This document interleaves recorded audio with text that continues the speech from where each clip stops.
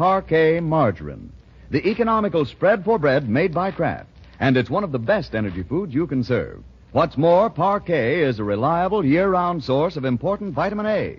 Yes, Parquet margarine is mighty good for you, and you'll find it's mighty good tasting, too. Parquet is the margarine that tastes so deliciously good you'll really want to serve it. So tomorrow, ask your dealer for a pound or two of Parquet, Parkay. Parquet margarine made by Kraft.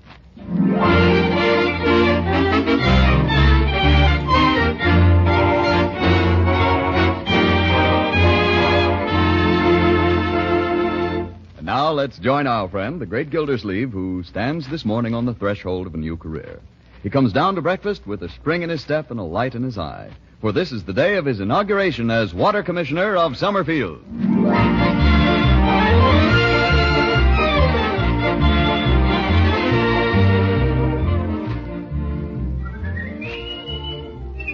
Ready now. Here he comes.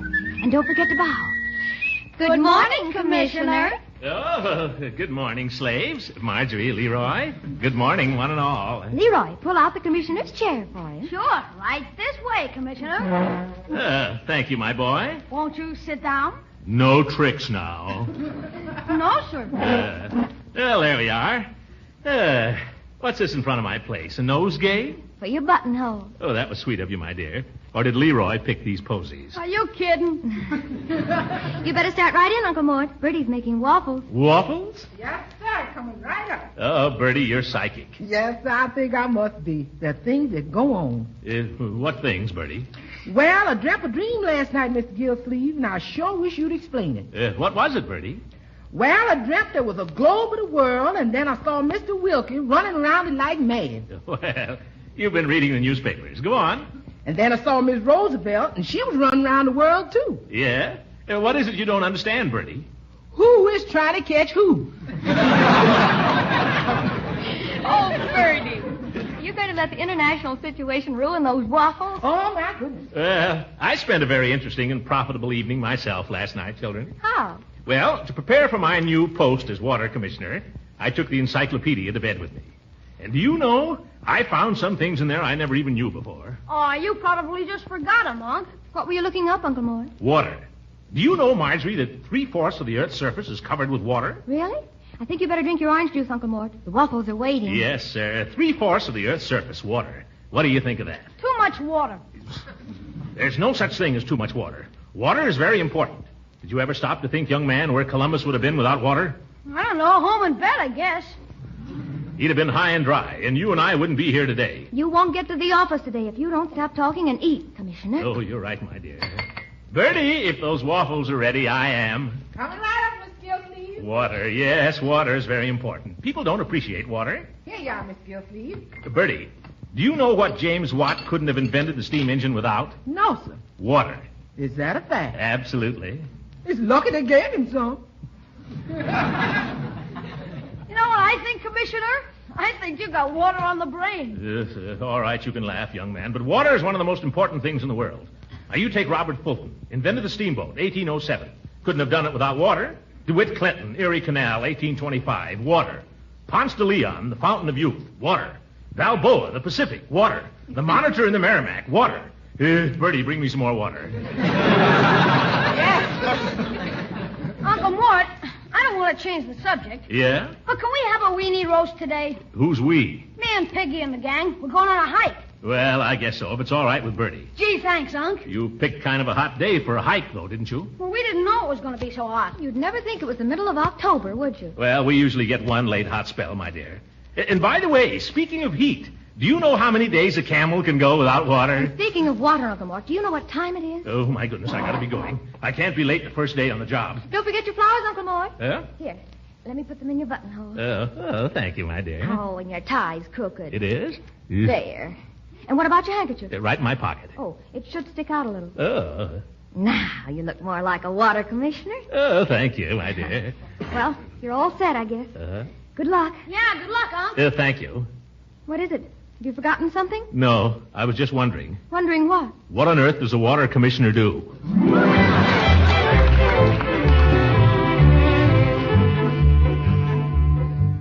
Goodbye, Uncle Mort. Yeah, goodbye, Marjorie. Oh, what's wrong, Mort? Oh, good morning, Mrs. Ransom. Are you leaving so early? As a matter of fact, I'm not early. I'm late. Well, I won't keep you then. I just came over to wish you success. Oh, thank you. And to bring you flour for your buttonhole. Oh, but I see you've already got one. I guess some other gal... There's always room for one more. Flour, I mean. Oh... Well, I brought you a bachelor's button because you're such a dyed-in-the-wool bachelor. Well, I may be dyed in the wool, but I'm not dead yet. Yeah, I gotta go, Leela. I've gotta go. Oh, wait a minute, Throckmorton. Let me put this flower in your buttonhole. Oh, thank you. Oh, Leela? Yes, Throckmorton? Did you know that a cubic foot of water weighs 62.5 pounds?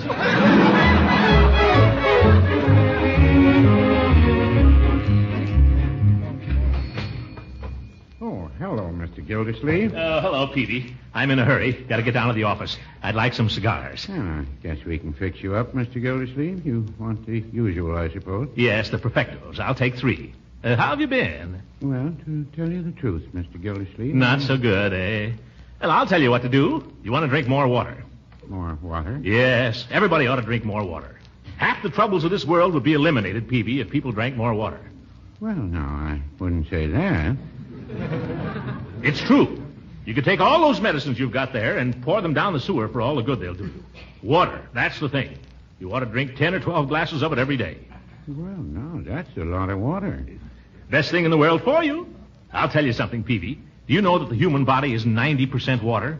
Is that a fact? Absolutely. 90% water. Well, then I don't see why we should drink any more. I haven't got time to argue with you, Peavy. Those are the facts. You can take them or leave them. How much is that? 30 cents? And one is 31. Have you got a penny? That darn penny. No, I haven't. I don't want to leave you with the impression that I have anything against water, Mr. Gildersleeve. I usually take some with every meal. So does Mrs. Peavy. It's all right, all right. Give me my change. I'm late now. You understand. It's just that I believe in moderation. Peavy, you'll die of moderation. Well, now, I wouldn't... Goodbye, Peavy. Goodbye, Mr. Gildersleeve.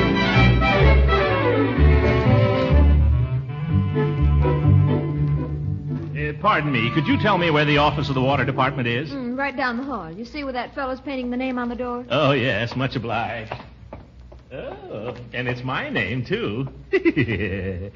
Name on the door and everything.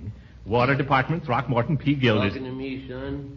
No. I was just admiring your work. Oh, well, it ain't art, maybe, but it's a living, sort of. Yes, just one thing. I'm afraid you've made a slight error. Maybe you could do it better. Oh, no. I have no fault to find with your technique. It's the spelling. There's another E in Gildersleeve. Well, don't tell me. This is the way she gave it to me. But I happen This is the way she gave it to me. I've got it on a piece of paper. I got it on a piece of paper, too. My birth certificate. I don't know about that, son. This is the way she spelled it. If you got any complaints, you'll have to take it up with her. Her? Who's her? Oh, old hatchet face inside.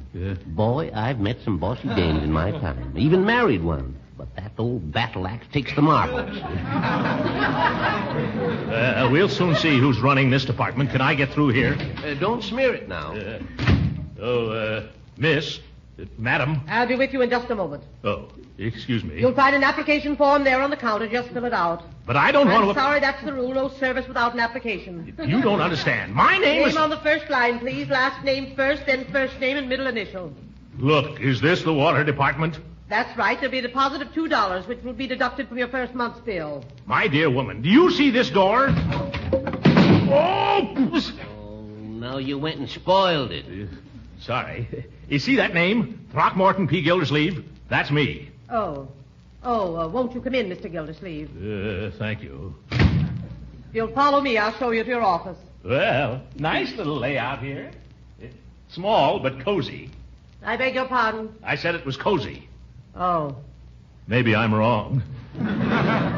Allow me to introduce myself. I'm Miss Fitch. Oh, how do you do, Miss Fitch? I've been 33 years with the water department and never missed a day. That's a shame. I think you ought to get a day off. May I assure you of my every cooperation? If there's anything you want, please ring for me. I've cleared out the desk. You'll find a coat closet and wash basin in there. The phone works on a buzzer. I go to lunch at 12:30. Oh, Miss Fitch, just a moment. Yes? Who's the old geezer in the picture there? He was Summerfield's first water commissioner. Oh. Funny-looking old coot, wasn't he? He happened to be my father. You. I'm sorry. The picture probably didn't do him justice. Well, it wasn't all that it might have been. Miss Fitch, Yes? don't leave me alone in here. I'm afraid I don't understand. I'm new here. I don't know the first thing about this. What do I do? Do? Yes, now that I'm commissioner, shouldn't I be doing something? Mr. Clanahan never did. He always left things to me. I always suspected Clanahan of that. I'm sorry, Mr. Gildersleeve. If my services are not satisfactory, I shall be glad to tender my resignation. Oh, no, I didn't mean that. You're perfectly satisfactory, Miss Fitch. You're wonderful. It's just that, well, if I'm commissioner, I think I ought to be doing something. Going over the bills or something. Well, it's never been handled that way. But if you insist, I've been getting up a list of the delinquents. Delinquents? You mean people who haven't paid their bills? Yes. Oh, let's have a look at that. That ought to be fun. I'll bring it in. Thank you. Where is he? Where's Gildersleeve? Just a moment, please. Did you wish to see someone? Yes, and there he is. Gildersleeve. Hello, Judge. How did you get in? I walked in. Gildersleeve, I want an explanation. Judge, you've come to the right place. What do you want explained? We explain anything. I want to know why my water was turned off. Oh, well, we'll have to look into this. Water turned off, eh? You know darn well it was turned off. I'll have to take this up with our Miss Fitch. I'll ring for her. Sit down. I don't want to sit down. All right, stand up. I don't want to stand up. You don't have to put on this act with me, Throckmorton. I know what's back of this. It's spite, pure and simple. Now, Judge, there isn't an ounce of spite in my whole nature, and you know it. Yeah, you're just like every other small-time politician. The minute you get a little authority, you start making a petty nuisance of yourself. I'll tell you what's wrong with you, Gildersleeve. You're drunk with power. Did you want me, Mr. Gildersleeve? Oh, yes, Miss Fitch. Have you that list of people who haven't paid their bills? Yes, right here. You're sure you're not just a teensy bit delinquent, Judge? Are you accusing me of not paying my bills, Gildersleeve? There's such a thing as libel, remember? I'm not accusing you of anything, Judge. Let's look at the record. Of course, there might have been some mistake. Not with our Miss Fitch. I mean, it might have slipped my mind. Oh, starting to crawl, eh? Let's see. E, F, G. Oh, here are the H's. And lo, Judge Hooker's name led all the rest, with $11.86. Is that right, Miss Fitch? That's right, Mr. Gildersleeve. And Mr. Clanahan's last instructions were to stop service on all unpaid bills. Oh, Clanahan. That explains it. No, Judge. The $11.86 explains it. Well, get somebody over there and have the water turned on right away, will you? Glad to, Judge, the minute you pay up. As a matter of fact, Gildy, I haven't got the cash on me. It's Saturday. The bank's closed. Tell you what I'll do. I'll put a check in the mail Monday. Good. We'll be glad to resume service as soon as we receive it. You mean you're going to let me go without water all weekend? Sorry, Judge. It's got to be on the line. But you know my credit's good, Gildy. It was an oversight. I'm sorry, Judge, but this is a public office, and I propose to discharge it without fear or favor, especially where you're concerned. All right, Gildy. I won't forget this. The man is drunk with power. The old goat. I guess that'll teach him a lesson. Did you mean what you said, Mr. Gildersleeve, about no favors for anyone? Of course I meant it, absolutely. If they don't pay up, shut off their water. Why? Because, well, have you looked at that list under the G's? Under the G's? Under the G's. Oh, my goodness, Gildersleeve.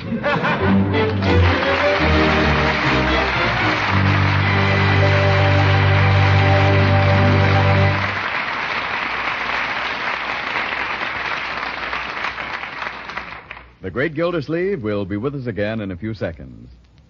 If your food budget has a way of getting out of line these days, don't despair.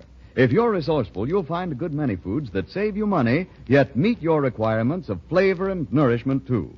One of these economy foods, surely, is wholesome parquet margarine, the delicious spread for bread made by Kraft. Using parquet margarine is one economy your family is sure to approve. They'll really go for parquet's delicate, appetizing flavor when you serve it as a spread for bread or rolls. They'll appreciate the extra flavor parquet adds to baked and pan-fried foods. Besides, parquet margarine is an economical source of important food elements. It's a wholesome, nourishing energy food, and every pound contains 9,000 units of important vitamin A. Yes, you can economize wisely when you use parquet margarine. So why not give it a try in your household? Tomorrow, sure, ask your food dealer for Parkay. Parkay. Parkay, the margarine that's made by Kraft.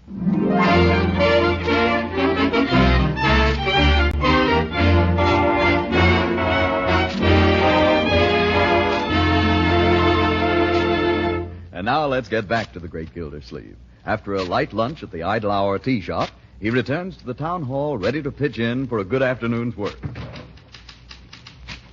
Well, don't you take Saturday afternoons off, Miss Fitz? Not when there's work to be done. That's the spirit I like to see. By George, I think you and I are going to get along. I'm glad you think so. You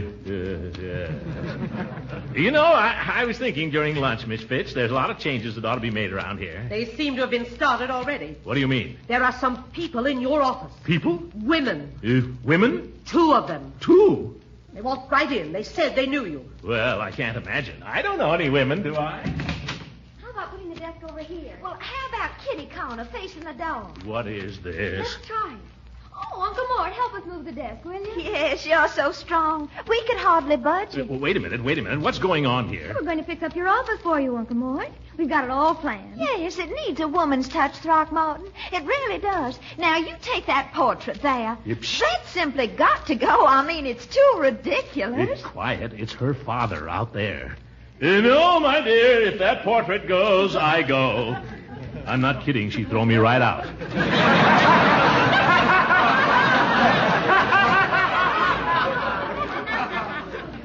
And sit behind the desk, Uncle Mort, so we can see how you look in the corner. Look, I've got work to do here. Oh, it won't take a minute, Throckmorton. Come on now. That's a good boy. Yeah. Oh, I think he looks wonderful in the corner. Don't you, Marjorie? Yes. Yes, he does. I think we ought to let him stay there.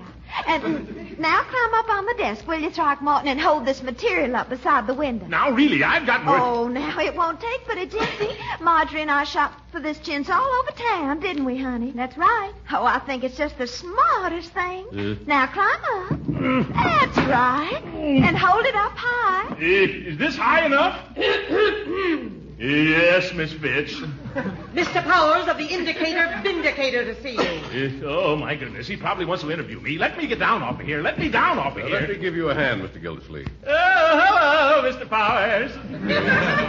Doing a little fancy work? Yeah. Up to Daisy. Mr. Powers, you know Marjorie, my niece. Yes, indeed, yes. And Mrs. Ransom. Well, how do you do, Mrs. Ransom? How do you do? Oh, I think newspapers are so fascinating, Mr. Powers. Well.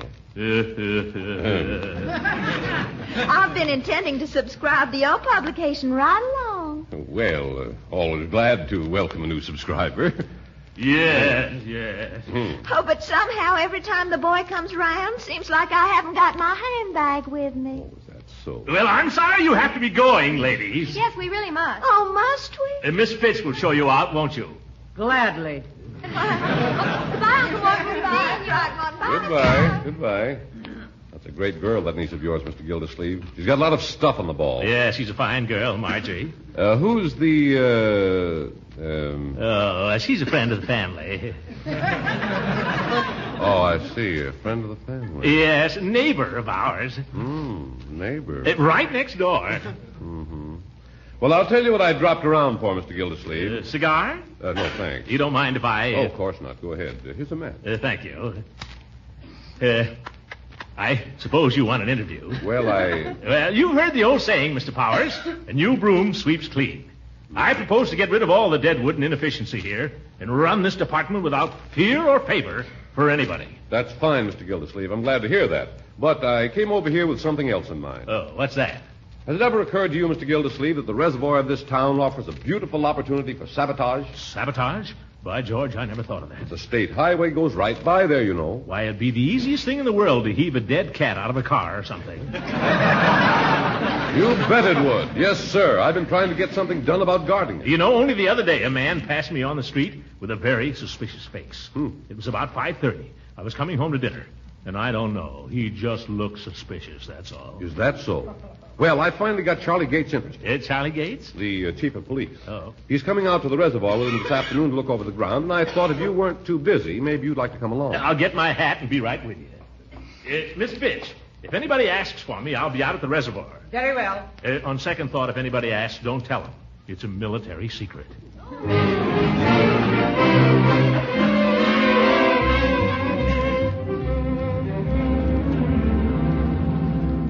You see how easy it would be, Chief? Up around the next bend here, the road isn't 20 feet from the reservoir. I know that. You don't have to tell me that. Just a question of man. I haven't got the force to do it. Well, maybe we ought to call for volunteers then. You know, like fire watchers. Yeah, water watchers. Wait a minute. Stop the car. Huh? Why, what's up? There's somebody down there right now. What? Well, he's right. 4 or 5 of them, right down by the walker. In the reservoir? Where? I can't see them. Stay where you are, you. Don't move. I got you surrounded. Don't get him, Chief. I'll stay here and guard the car. They're running for it. You'll never catch them. Huh? Uh-oh. One of them jumped in the water. Drag him out of there, Chief. Drag him out. He's got him. Can you imagine that? Polluting the reservoir.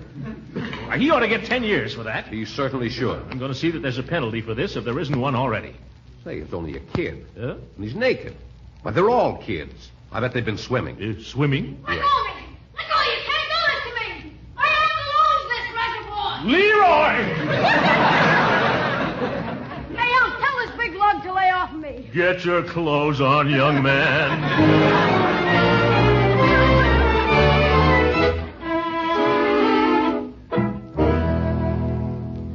Uncle Mort, you think they'll put me in jail?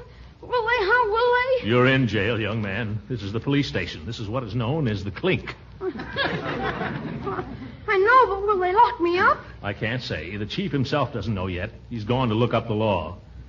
But you deserve to be locked up. Oh, gee, it wasn't my fault, Unc. They dared me to, the other kids. They said I was scared. That's no excuse, and you know it. Yeah, I know it. People drink that water. Do you realize that? Do you? Yeah? Well, why'd you do it then? Guess I just didn't think. I guess you didn't. You ought to know better than to go into the water at this time of the year anyway. It's a wonder you didn't freeze. I did. That's why they dared me. Well, dare or no dare, young man, this is a very serious offense. It's terrible. I just don't see how you could do such a thing to me. My first day in office, too. What'll people think? My own nephew.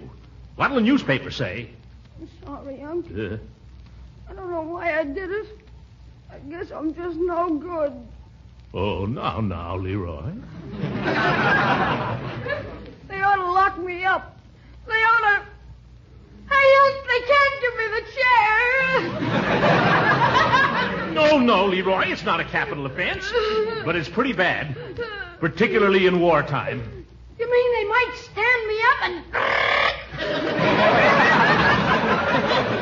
Now, calm down, young man, calm down. I'm afraid I'm going to have to hold him for the juvenile court, Mr. Gildersleeve. The penalty for that seems to be $25 fine, 30 days in jail, or both. Both? That's ridiculous. After all, it was nothing but a boyish prank. Yeah, that's all it was, a boyish prank. Quiet, Leroy, quiet. I'm sorry, Mr. Gildersleeve. I don't make the laws here. I just carry them out. Of course, you're quite right, Gates. Well, when does the juvenile court open? Well, as a matter of fact, we haven't any juvenile court. Judge Hooker hears the juvenile cases, and he doesn't sit till Monday. Judge Hooker? Well, yeah, I know him well. Sure. We know him well.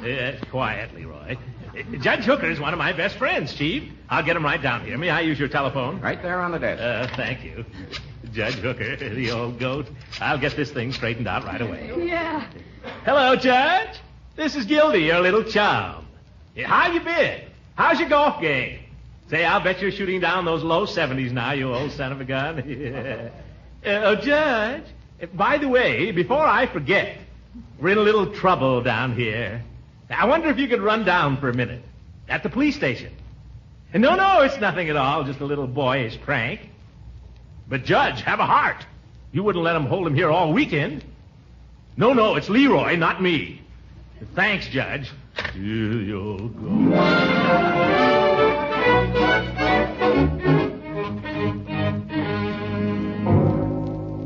I object.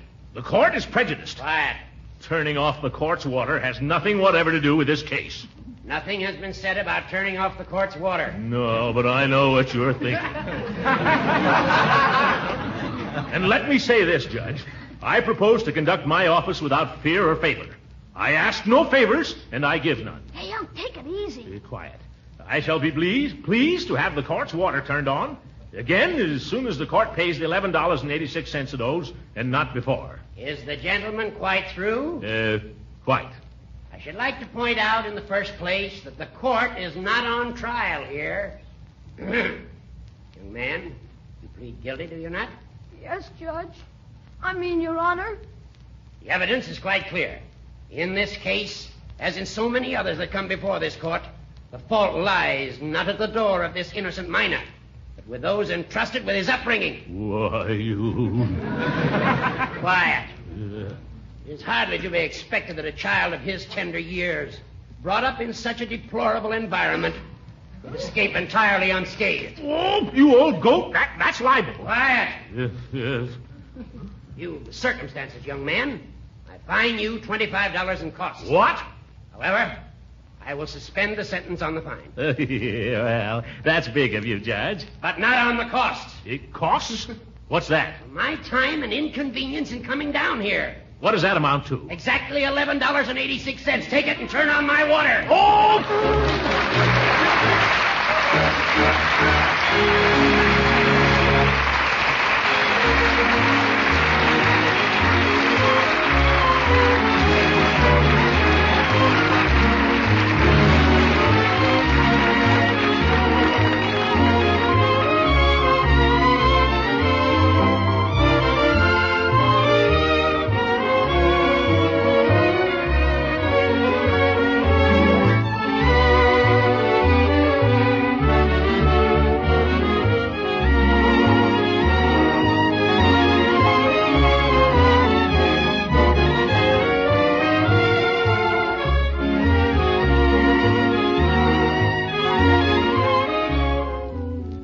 Dear Diary, I'm going to have to do something about Leroy.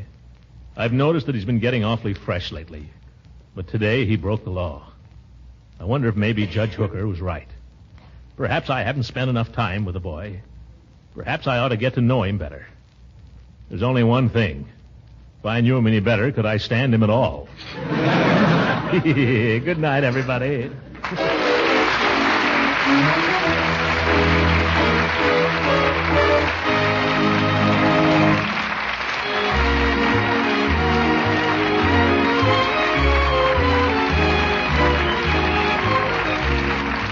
Music heard on this program was composed and conducted by Billy Mills.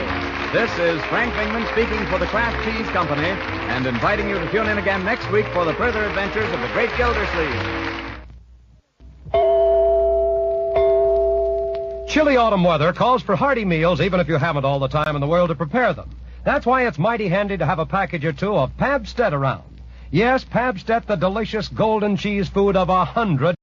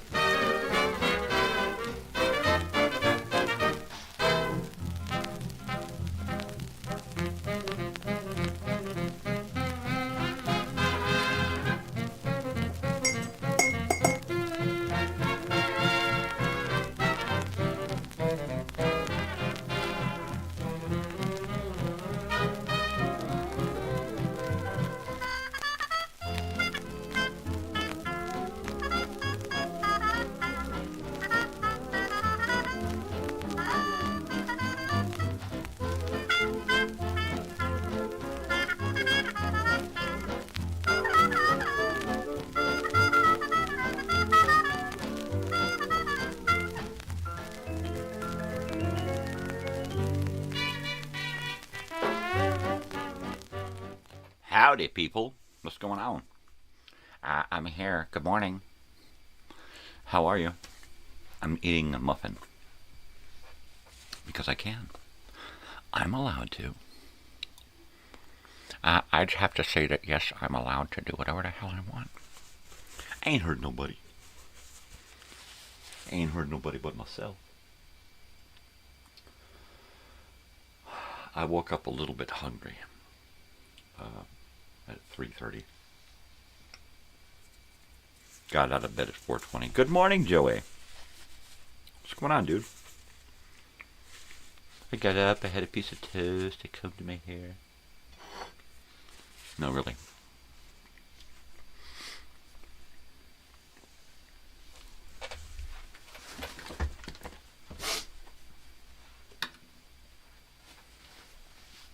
I'm wearing this hat for the week because my daughter is rocking on this campus. So there you go.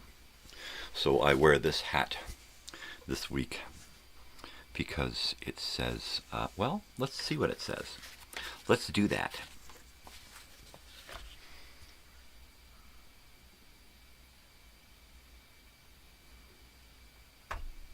There you go. That's why I'm wearing that hat. What a day so far, you know. Oh, so Joey, before I forget, I realize that we're still waiting on your real ID. My wife says that if you do not have your real ID at this time, to get into a separate line where they...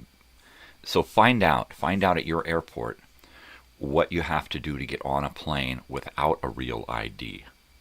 Because I believe that is a thing, that you can get on a plane, but you have to get in a separate line and you have to jump through a couple of hoops or something. So, thank you. My daughter got this for me. She just got Mom a great tote and a t-shirt, really nice t-shirt. Because it was her last day on the campus, and she's always got these gift cards. So she picked Mom up a nice shirt, which is very, very cool. I'm looked at the shirt, I'm like, wow, this is gonna look really nice on you. You know, you're gonna wear this well. Totally.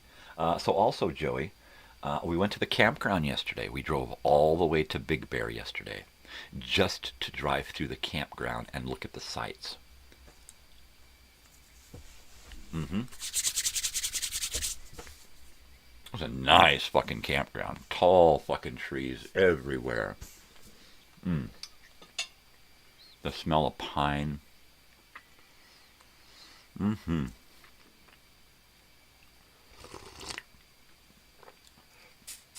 So, I'm going to show you my map. This is a map of the campground.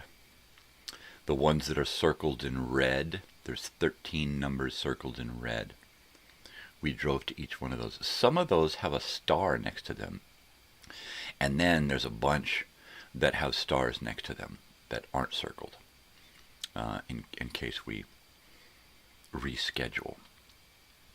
But there's this whole area up in, this is RV country here.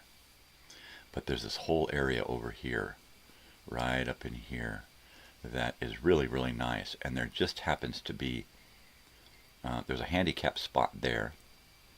There's a lot of these spots that are left are kind of close to the drives, close to the bathroom pathways. But at this point, it don't matter. There's a couple of spots up in here that are really nice. And there is a little spot over here that's nice. So I'm going to be finding out what's the deal with the handicap spots. If we can take a handicap spot, then it doesn't really matter. There's a spot over here, number 12. That was kind of off in the back. Big open areas. So I'm going to be scheduling tonight. I am going to be scheduling a 2-night stay at this campground. And I want to make sure that I'm scheduling the right days. I need to find out when your flight arrives, or when you're going to arrive here, and then when you're going to be leaving here, so that I know how to schedule the camping trip and the weekend and all that stuff. I told my daughter, I said, you know what, if you want to, plan a beginning of summer bash for you and a couple of friends, and we'll get you a vacation rental, and you guys can hang out for an evening and party. She's like, yeah, cool. I said, do it while Joey's here, So who knows what we're going to do. I know that Big Bear is awesome. We were up there, 3 or 4 hours yesterday. Stopped off and picked up my brother-in-law and went up there and, drove around the lake. Got some food, had some lunch, and came back. So basically, I just need to know what days you're going to be here in California, and then to make sure that I'm getting the right days booked camping, and then I'll go ahead and book those days. Today, I am going over to one of the houses that we work at that I use as a storage. The garage in this house has got a few of my things there. So I'm going to be swinging by, and when we go to clean the house today, I'm going to be dropping off 2 chairs from inside my van, the 2 middle chairs. I get rid of those. And then after work, we're going to go pick up some furniture that a friend gave my wife.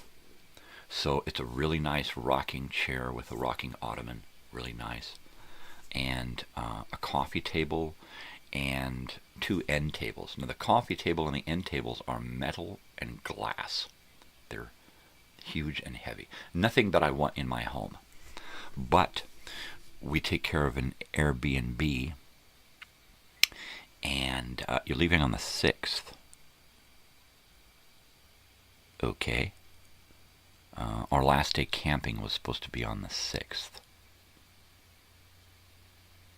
I think. Let me check the calendar.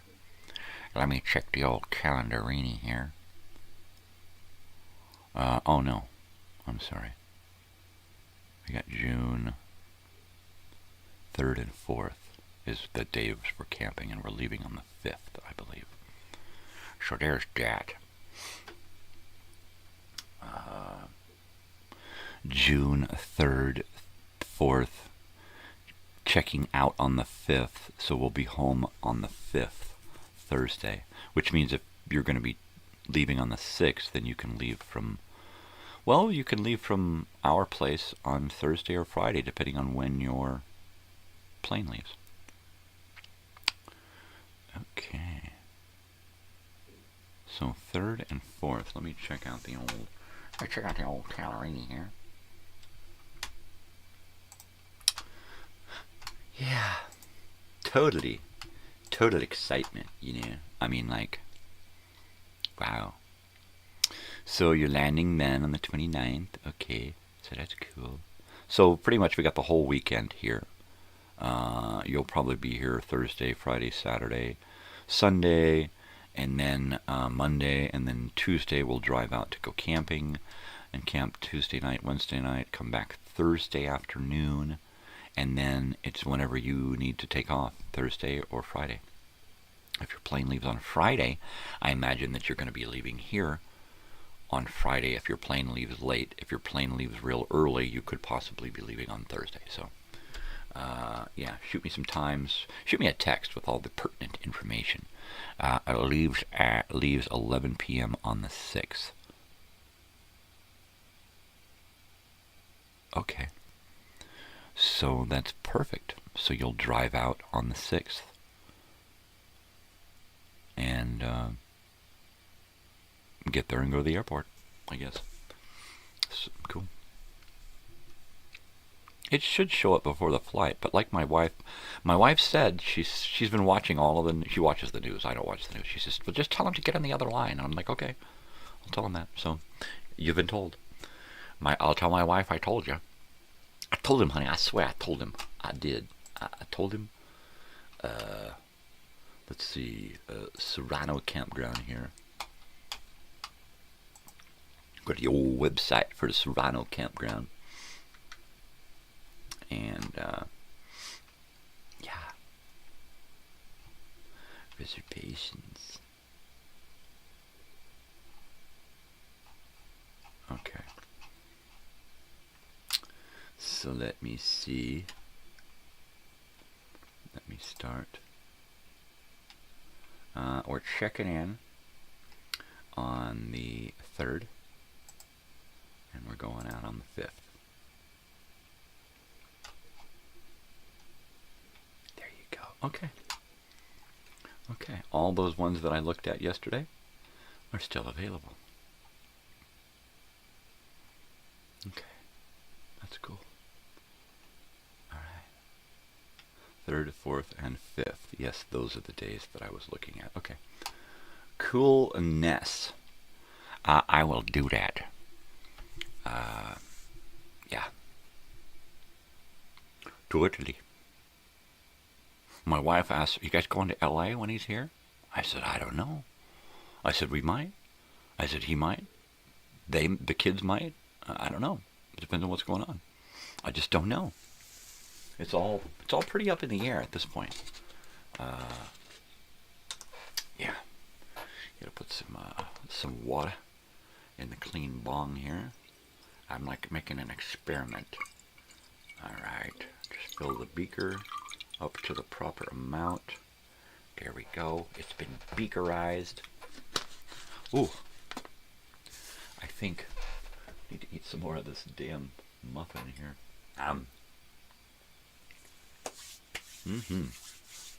Okay.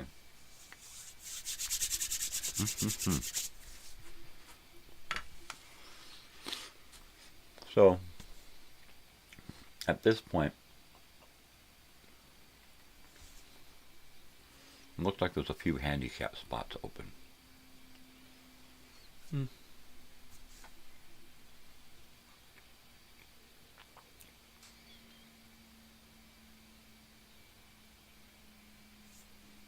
I'm thinking, so far it looks like number 12. It's not too far from a bathroom, pretty close to the water.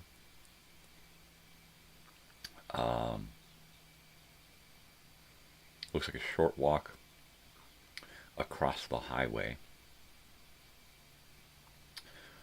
But then again, she said she wanted tall trees, and I think 131 is got a lot of tall trees. It's kind of on a corner. But, you know, easy access, right? Easy access, I guess. I guess that's working.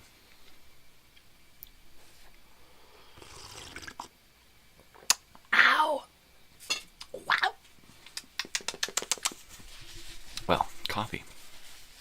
Who'da thunk, right? Who'da totally thunk? Thunkety thunk thunk. Okay. I'm totally digging it, man. So there's number 12. Yeah. Let's view the details of number 12 there.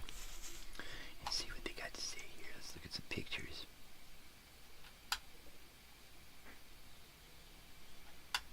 Okay, this one would work. Mainly because I can pull back the van in and put a canopy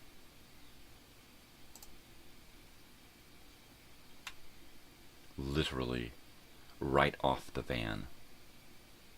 There's not much in the way of trees in 12. There's a spot off to the side that gives us a place to put a tent in the shade, but most of the camp is in the sun. Now, it's pretty early in the year, so it's still pretty chilly up there. So, Yeah. We got tent allowed, campfire allowed, pets allowed on number 12. So that looks like us right there.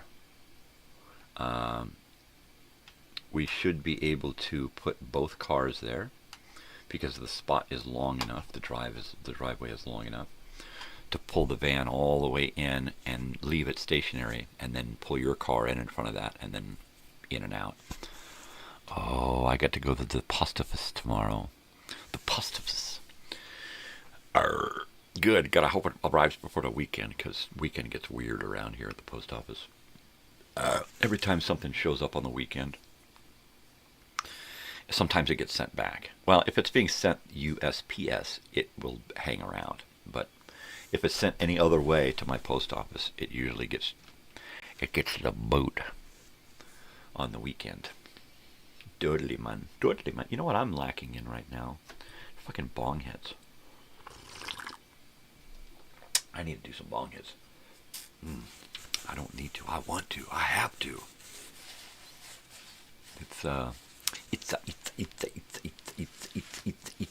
It's necessary.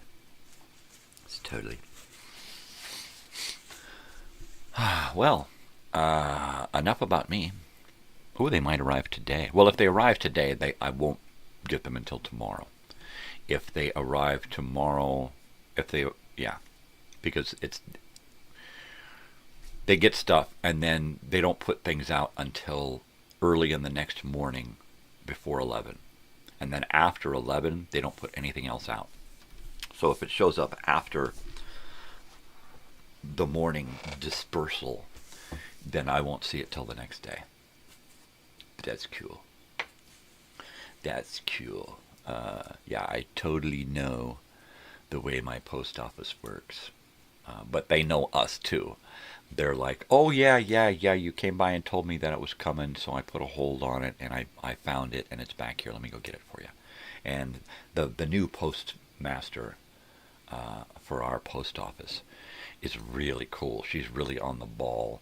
She's like, oh, don't talk to them. They don't know what the hell's going on. You come show up here, talk to me. We'll figure it out. So she's awesome. She's an awesome chick. So totally. Well, good. I would definitely be hitting up the post office. Today is Thursday. It's Throwback Thursday. Man, I'm excited. As you can see, it's Radio Shack Day, Part 1. So let me go ahead and get my Radio Shack stuff here. There we go. Radio Shack. National Supermarket of Sound. A Tandy company. Hello, Radio Shack was the best thing to happen to America and, American technology, really. Radio Shack. You could walk into any Radio Shack in the United States and build anything electronic with the wide assortment of electronic parts. Literally, I used to go into Radio Shack with a list of, okay, I need this connector, this adapter, I need this to solder in, I need some more solder and some flux, and you could just, anything electronic, you could go there and get it, or order it. You know, you go to their countless giant fucking catalogs of electronic stuff. Capacitors. Right, here we go. 18,000 pages of capacitors, and then all the little sizes, and it was great. It was fucking great. I did not get to use Radio Shack enough as a kid, as far as I'm concerned. I wish I could have Radio Shacked my whole fucking life.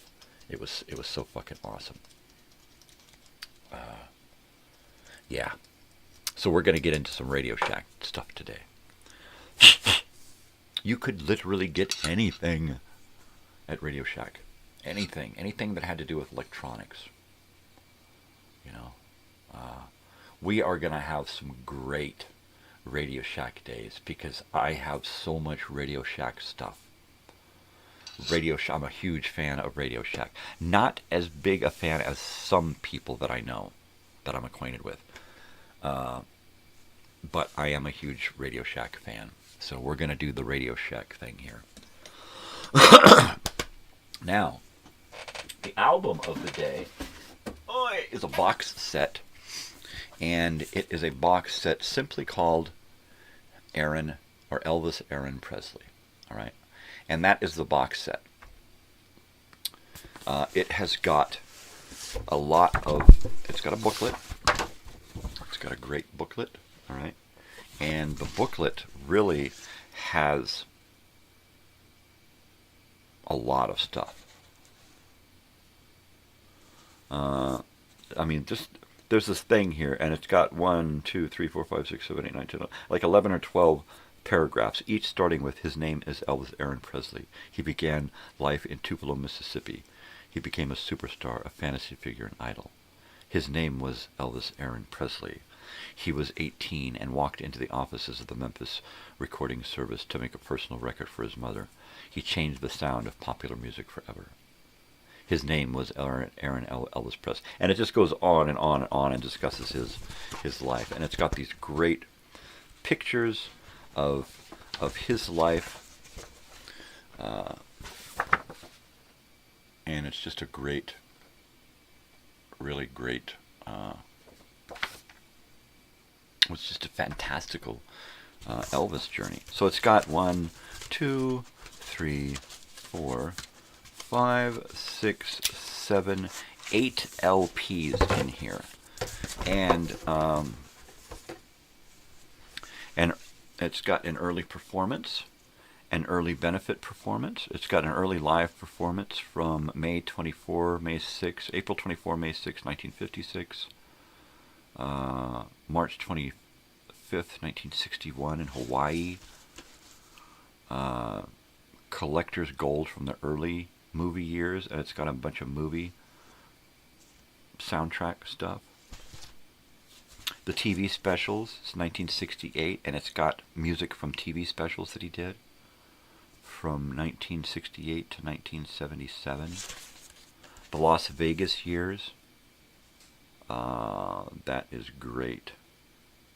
And it's a bunch of unreleased stuff. Poke Salad Annie, 1970. Yeah, Kentucky Rain, 1970. Yesterday, 61. A version of Beatles' Yesterday. Wow. The Lost Singles, 8 singles that never appeared in albums. Wow. Elvis at the Piano. Wow. A bunch of collection of songs from Elvis on the piano in Nashville. And then a concert, an unreleased concert from 1975. The concert years concluded. Elvis concert 1975 unreleased. Wow, the whole concert. And then the booklet. This is a must. This is a must-have for my collection. I wish my mother could have enjoyed this. She would have really, really enjoyed this collection. She was a big Elvis Presley fan. My mother. She was big, huge Elvis Presley man. Because of my mother, I remember the exact day and the events of our life surrounding the time we heard of Elvis Presley's death. It was crazy. We were staying in a motel in Lake Elsinore. It was a long, skinny piece of property that had these little motel rooms that went down, down, down, down, down, and then there was a pool and a pool house, and I think a couple more rooms, and then it went down to the beach, to the lake. And we were at the pool, and I remember being at the pool, and we came in from the pool, us kids, and my mother was sitting in front of the TV just bawling her eyes out, right? And I'm like, Dad, what happened? And he said, Elvis died. And I'm like, what? He said, yeah, Elvis died. I'm like, really? Yeah, Elvis died. And my mother was just losing it. She had been a big Elvis fan her entire life. Well, and she used to force me to do Elvis impersonations as a kid.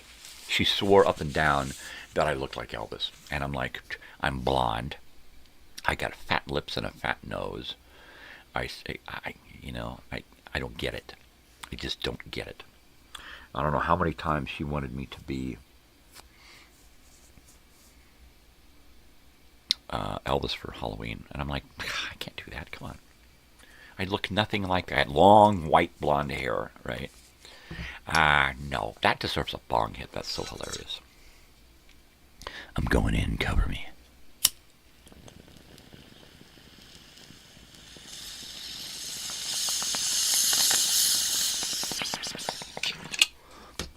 Well, that's great. That's great.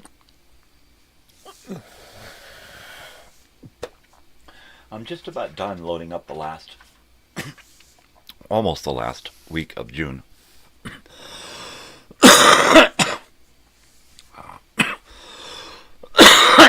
Pardon me. Jeez Louise. I'm trying to stay ahead of schedule here on my channel as far as posting videos goes. I don't know. There's probably not a lot of people out there who are like, oh gosh, I can't wait until his next post. I can't wait to see what next educational film. I want a new Shadow episode. There's probably not a lot of that. Gotta heat up my coffee and cough a little. I'll be right back.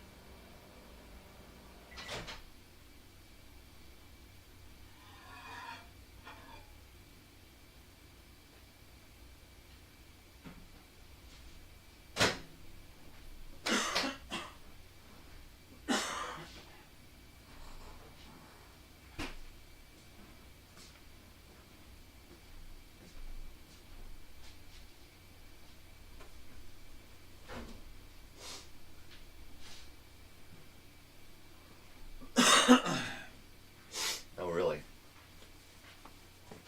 Oh, really? Boy, this last pot that I got is really, really good. It's really fucking stony.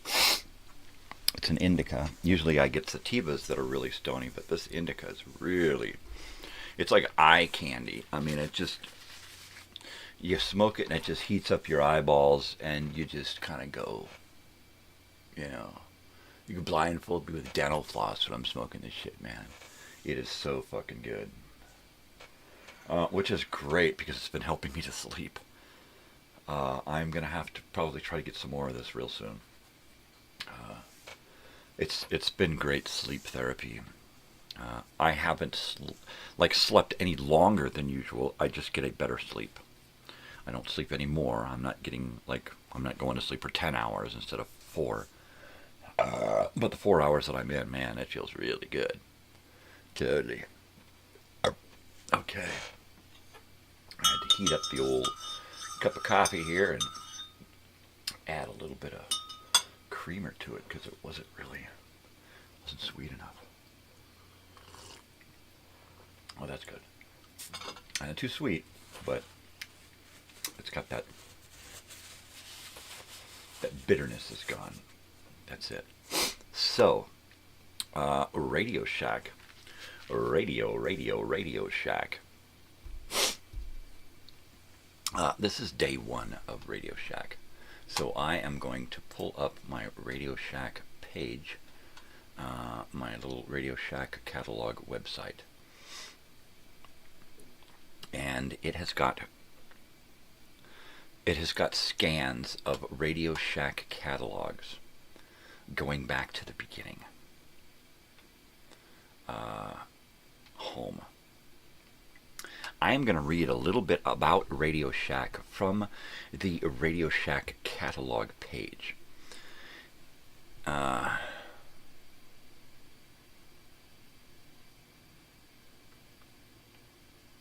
Okay, it says in the virtual corridors of RadioShackCatalogs.com, a digital archive unfolds like a time capsule. That sounds great. Preserving the history of Radio Shack from its inception in 1921. As a venerable retailer, Radio Shack has been a cornerstone of innovation for over 100 years, providing an array of cutting-edge technology, products, and services that spanned personal, mobile, and home technology. Wow. Wow. So, 1921, Radio Shack, brick and mortar Radio Shack no longer exists. It does in a very few places, but mostly it became an online store because it could not handle the way the market was turning, right? Everything that Radio Shack was had to deal with solid-state electronics. Now everything is circuit boards and computer chips, and it's a different animal. So one of their big meat and potato items were electronic components. And since everything is disposable now, nobody buys electronic components, and everything has changed so much electronically that there's no reason to carry shelves and shelves and shelves of capacitors and diodes and resistors and that kind of shit, because there just isn't, you know. You don't need to go and pick up a solenoid to make a thing to do a thing with the it just doesn't happen anymore, you know. So that's a bummer. Not only is that a bummer for the world, because we lose like that old school technology. You have been to a Radio Shack before, huh, Joey? Is there a Radio Shack in your area that still exists? Because there are a few around the country, and because you live in an old area, right? The East Coast is a lot older than the West Coast in that it has been it got populated long before the West Coast, and the technology there, the old buildings, the shopping, the stores, the what am I saying? The stuff. It's still real, man. It's still real. A lot of history. You get a lot of history over there because there is. Over here, the history is not as thick. Yeah. Totally. Shh. I'm going to load another bong head. I'm going to drink some coffee and I'm going to whisper. No, to hell with that, man. Let's party, dude. So, Radio Shack. They've been around forever. I am going to have to get on a Radio Shack page, a group, go to where people have collections of old components and order from these people. Hey man, you got some capacitors and some resistors and some, I mean, I may have to find some tubes for my TVs and my radios. So, research. No more Radio Shacks in your area, huh? That's a bummer. Yeah, every once in a while you see a sign or something, an old building that still has a sign up. Radio Shacks were great. They offered excellent stereos made in America, in Texas, at great prices. And it was great American solid state stuff. that was repairable. That's the key to what we used to own, was that you could repair it. It didn't break down. It rarely stopped working. Older stuff. But when it did, it was repairable. You could buy a repair kit. You could go out and go to Radio Shack and buy a new tube, buy some little electronic parts to repair. You could literally go to Radio Shack and buy a new knob for your TV. I broke the knob. Damn it, it's cracked on it. It won't fit in. I got to use pliers. Just go to Radio Shack and pick a new one up. Really? Yeah, go there and just, take the thing there and try to match it up to the best one there. If you can't find one that looks exactly like your other one, because they used to have two, UHF and BHF, two little turn, click, click, click, click, click, click, click, right? If you couldn't find one that matched the other one, then just buy two new ones and replace them both, and then they look alike, right? It was such a great store. I wish I could go to Radio Shack today, because if I could, every single one of my electronic devices here would be up and running perfectly. Perfectly. You used to get your rechargeable batteries there. I just emptied my rechargeable battery charger, and now I have a full box of AA batteries. That's a lot of batteries. It is. It's a lot of batteries. So there's my rechargeable batteries. I think there's 16 of them in here. 15 because there's one missing. And they're all charged.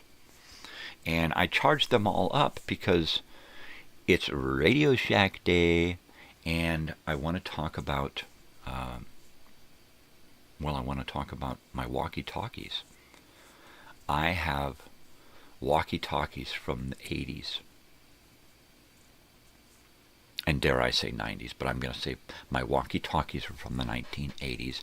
I actually have a walkie-talkie from the 60s or 70s, just one. So we're going to poke around and take a look at those. We're also going to look at the TV guide again, because it is Thursday, and we need to see what's going on Thursday in 1981 and Thursday in 1978. And it looks like we got the same cigarettes on the back, years apart, and we're still hawking Carltons. That's great. Hey, Carlton is the lowest tar, and they're still do the same thing here. The warning is the same. Dangerous to your health. And they're still touting the lowest tar, and they've got all the cigarettes here: Kent, Cool, Marlboro Lights, Merrill. I mean, so less death is better than more death. Is basically what they're saying.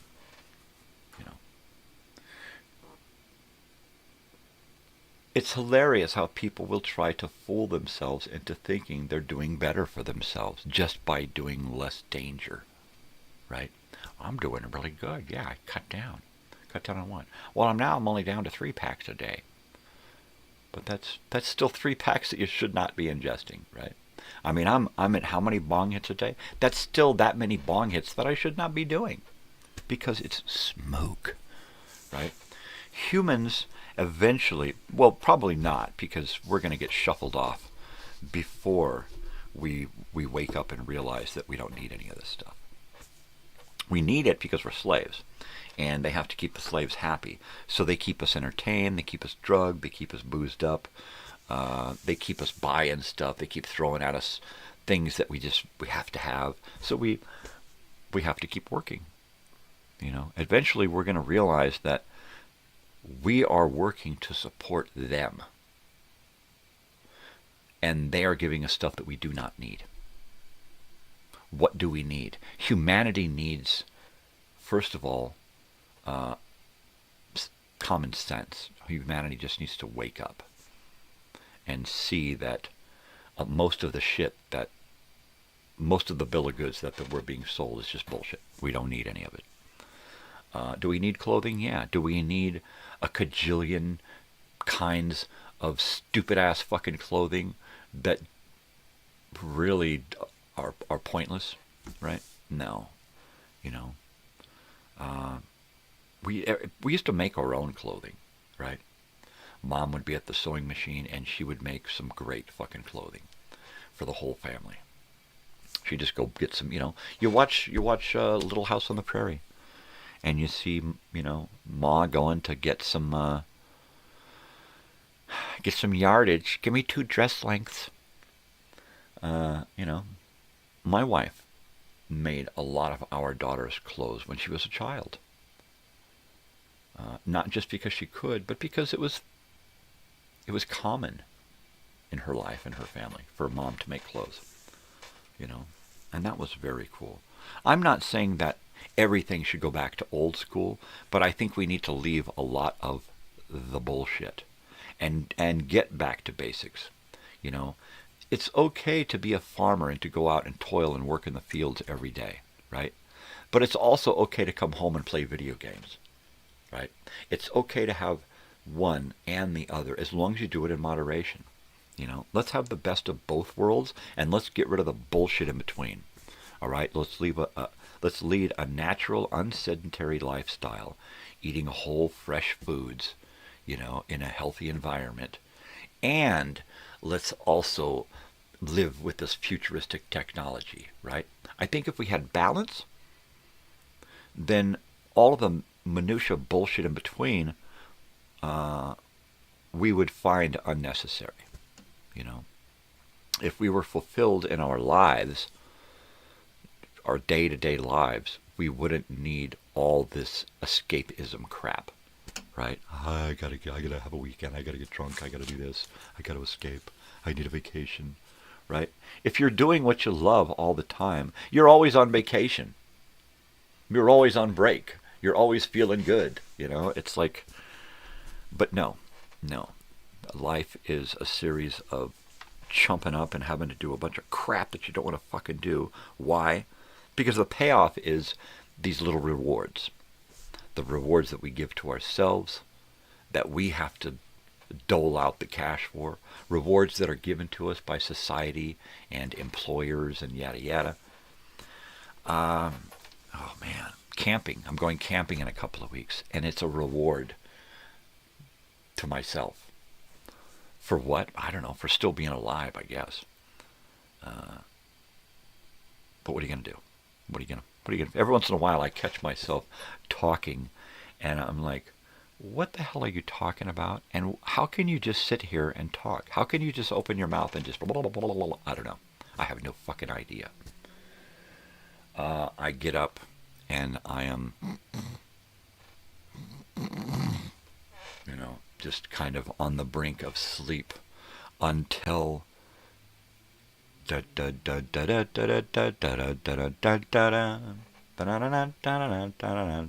then I'm like, I'm wide awake, I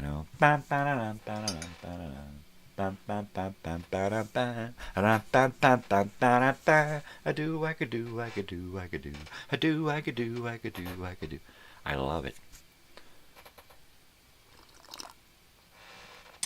Oh, yeah. Okay. So, we're going camping, of course, like I keep mentioning, up to Big Bear. I'm going to put this here. And, well, now you can't see my shirt. So let me put it over here. And then, that's great. That looks great. Let me just turn it down a little bit.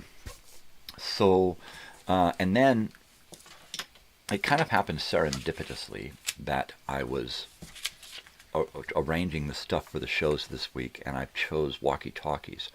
And then I thought, camping and walkie-talkies. Hello, there's something to this, right? And I thought, that's it. I'm going to take the walkie-talkies camping. I told my daughter, and she just had this big grin on her face, like, you are such a big kid. I could literally read that in her eyes. The way she grinned at me was like, oh my gosh, you are just a big child, aren't you? Yes, I am. So I'm going to pull my box down. Oi, mate. Okay, the first one we have here is not Radio Shack, so I'm gonna do this one first. This one here is a Lloyd's, all right, and it is a Lloyd's solid state 12 transistor 3-channel citizen band transceiver, which means you can talk and receive, all right, and squelch, squelch, squelch, totally squelching. And let's see what kind of batteries this one takes.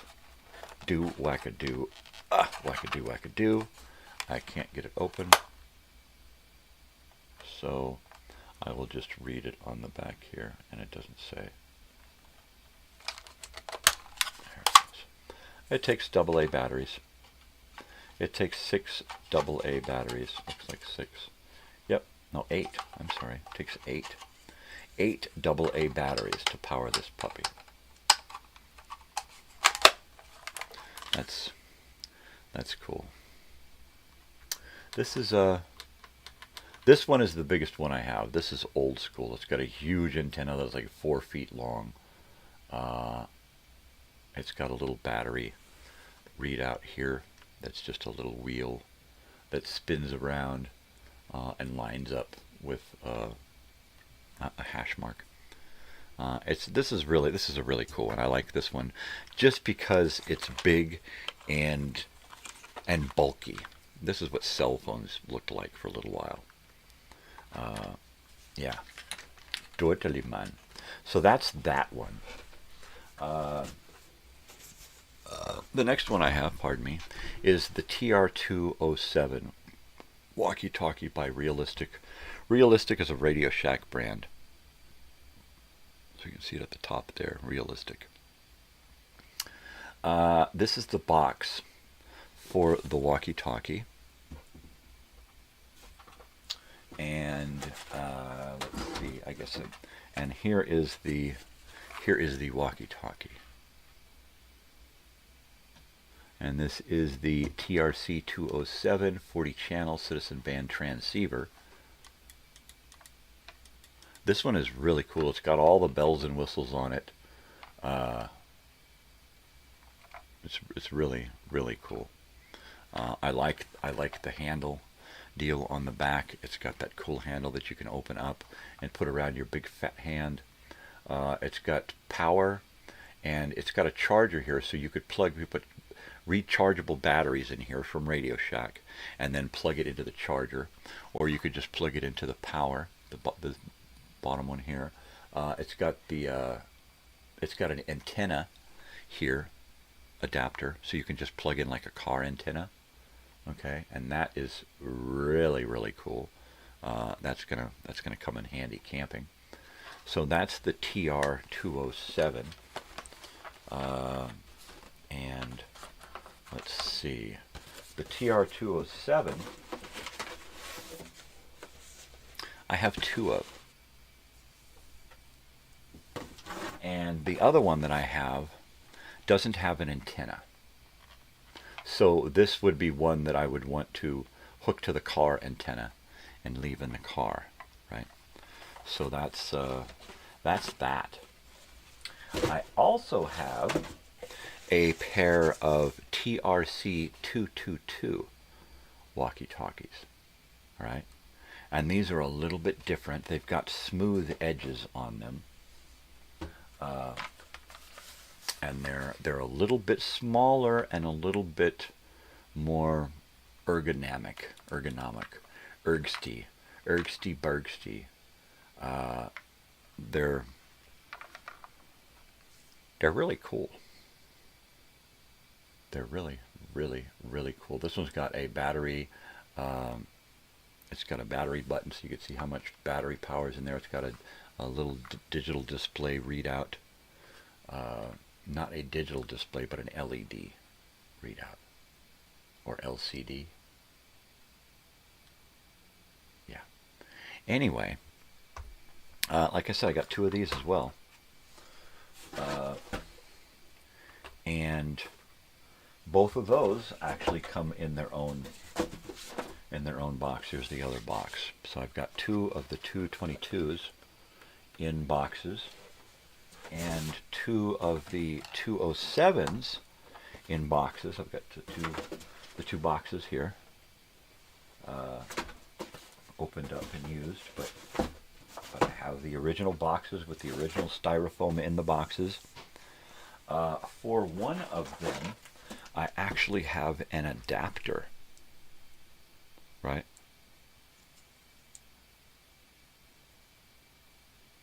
So I have a cigarette lighter adapter for the car so that I can plug in one of these puppies and then plug in the antenna in the car and leave it in the friggin' car, right? And then that becomes the base. So I am going to, oh man, this is awesome. I am going to be screwing around with walkie-talkies when we're camping. That'll be fucking awesome. Because I never get to mess around with my electronic stuff. I never get to, screw around with my history stuff here. And my daughter's right. I am like a big kid, I know that's what she was thinking. She was thinking, oh my gosh, look at you. And she's like, okay, I'll play. We'll take a walkie-talkie with us. Hello, Dad, are you there? Come in. Over. You got to say over. Oh, that's too much. I actually want to put batteries in the Lloyds here and screw around with that. So I'm going to do that right now.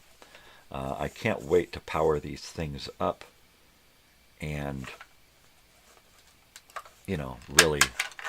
really give them a go. It looks like this one needs to have a little bit of the,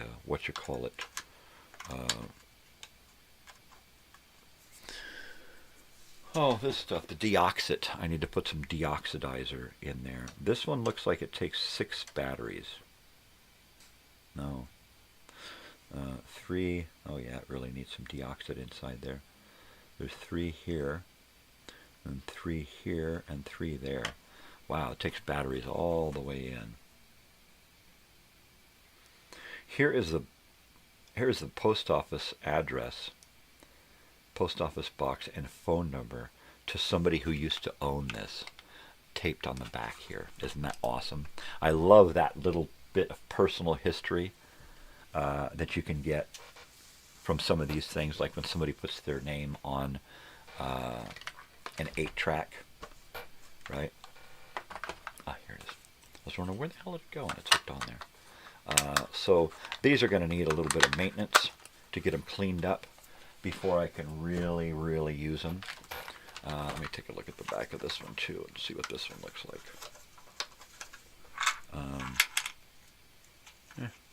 This one's got the same thing on it, the same label. So this pair apparently belonged to someone. This one looks really clean on the inside, so it looks like I can use this one right away and not have to worry about cleaning up. But yeah, it looks like it takes, this one takes 9 batteries. Yeah, 3, 6, 9 batteries in this one. That's a lot of batteries. That is a lot of batteries. So we're figuring about 9 batteries per, and I've only got 15 batteries, right? So, let's see how many. This Lloyd's takes, come on. Yeah. Oh, that's right. This Lloyd's takes 8. So, what's neat about some of these older electronics is their battery compartments come out, and they do this today. If you look at like I don't know, a door opener, right? Where you got the code and you punch your door, and then your door unlocks. The electronic door code thingies. If you go inside and you want to change the batteries, you slide the thing off, and you pull out a cartridge that kind of looks like this. I think with those it's like 4. But there you go. This doesn't look too bad. One of these things, look at this. If you look closely at this, you see these You see these little springs, right? Well, if you look at this side, look at that spring, right?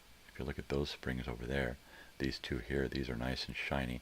And then you look over at this one here and it's shiny. But this one here, that one, where is it? That one's all black. So I don't know why it's black like that. But I should probably try to clean that up before I give it a go and do it. Yeah, it's really crusty. It feels like it was burnt. Let me take something and scrape it a little bit, like maybe plastic or something melted on it. Okay. So I can actually swing it out. So it's got a little spring. The spring is coiled up and then it goes over to a rivet. And the rivet is there to hold that, but it also allows you to bump the next battery up against it. And that little spring coiled up and then that little strip that goes over is stuck behind a little plastic nard to keep it from wiggling around. So I'm going to bend it out away from that plastic nard and swing it out. So now you can see that it is, where is it? There it is. It is out, released from inside there, still attached, but it's black as hell. So, where is it? See how black it is. So I'm going to use it out there and clean it off. And what I will do is, first of all, I will spray some deoxit on it and let that sit and chew on it. And then take a little brush and brush on it until I don't want to scrape the crap off, because then I'm going to remove the polish, the layer of chrome, which is going to allow it to then rust in that whatever spot that I scrape. So I'm going to try to remove the stuff rather than scrape the stuff off. And that deserves a bong hit. But that being said, I could probably see if I can go ahead and start it up and put a couple of batteries in it and check it out. I mean, what could it hurt, right? It may be a little because of the power may not actually work, but we'll see.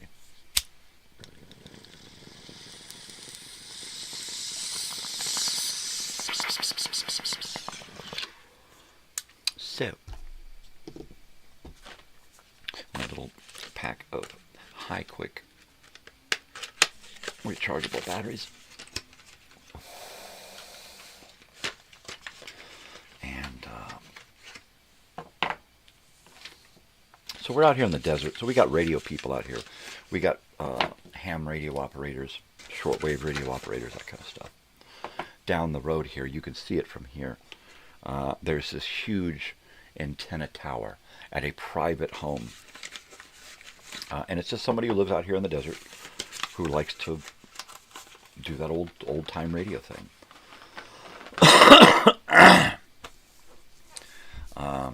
I don't even know if it's still functioning, if they still use it. It's just something that they have there that, it's so big they can't get rid of it or whatever. Okay, so I put the metal thing, the spring, back where it goes. And I'm just going to fill it full of batteries.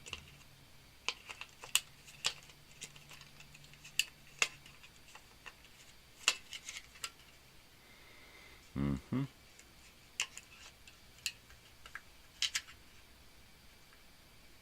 Wow. These old cartridge things, the battery's not going in there real easily. So there's one. Sheesh. On the ends, it's they don't go in so easy.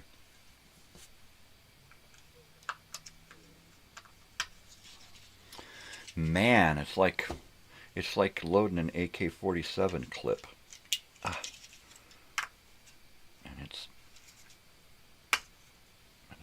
easy. Hope they don't damage my friggin' bag trees here.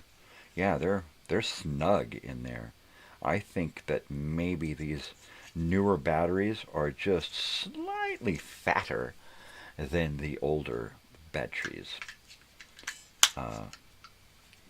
Because they seem fatter. Okay. There we go. Come on. You got to get all the way in there, dude. And don't scratch up my bag tree. Don't scratch it up. Yeah, these dudes are, man, they're hard to get in there. Yeah, they're fatter. These newer batteries are fatter than the old battery holes, spots here. Man, they just barely wants to stay in there. I hope they don't, yeah, see, they want to pop out. I may have to wrap some tape around them to get them to not pop out there. Okay. So, then we put this back in here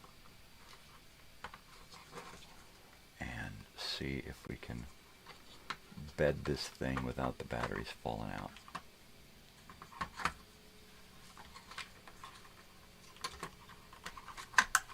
What is going on here?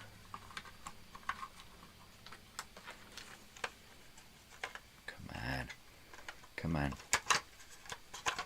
Come on. Go ahead. Go throw up. Go ahead. Is that it?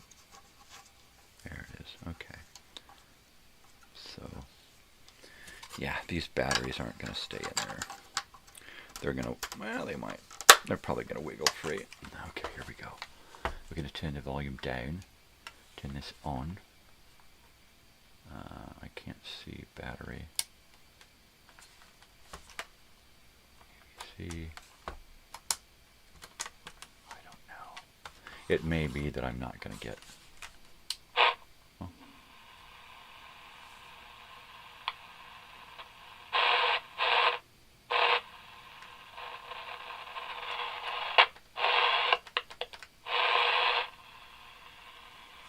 It's a 3-channel.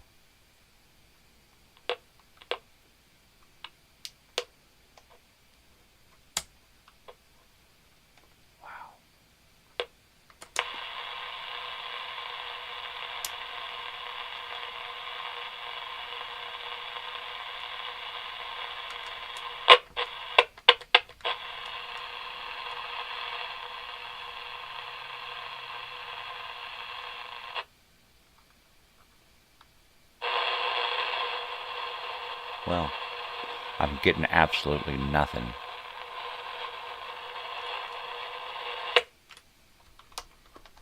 Turn it all off. Put it back. Pull the batteries out. Oh, man, that's rough. That's fucking rough. Alright, let me... There we go. So, this one here, it works.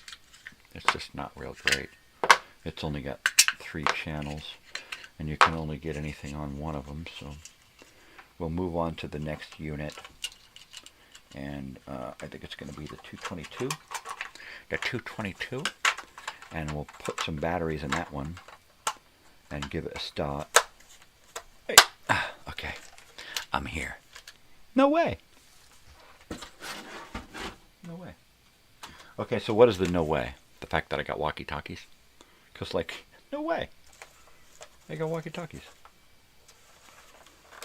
Yeah, this will be fun. This will be fun on a bun. Is that the one? Yeah, that's the one that looks really clean inside. Okay.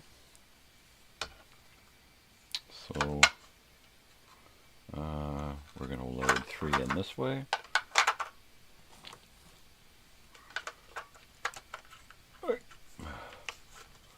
And then 3 in the other way. Totally.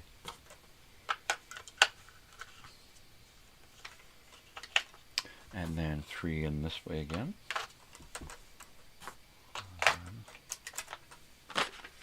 There we go. One more, because this takes 8. I'm going to have to dig up some more batteries. Well, I need one more so I can have 2 sets. One more. I need 2 more. I need to dig up 2 more chargeables so I can have 2 sets ready to roll around, and then one in the one in the car plugged in.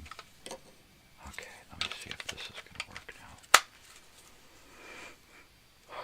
now. Off, on.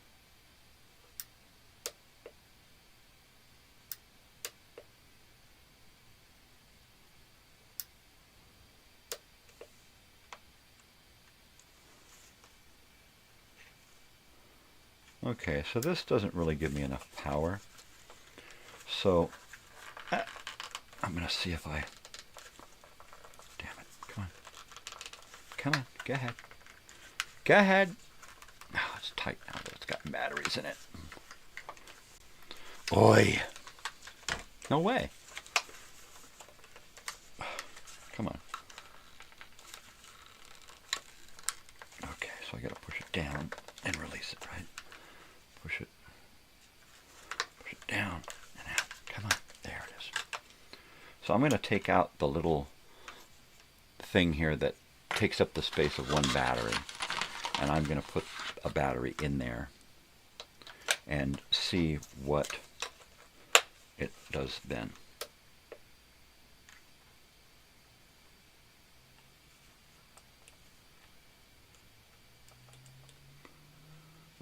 Channel 1.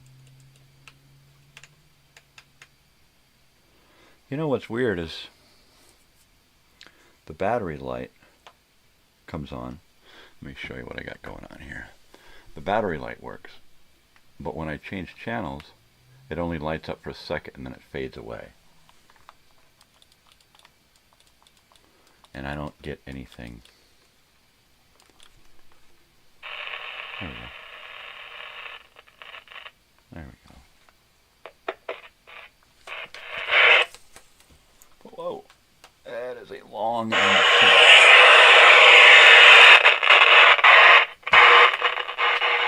Okay. Wow. That is a long antenna.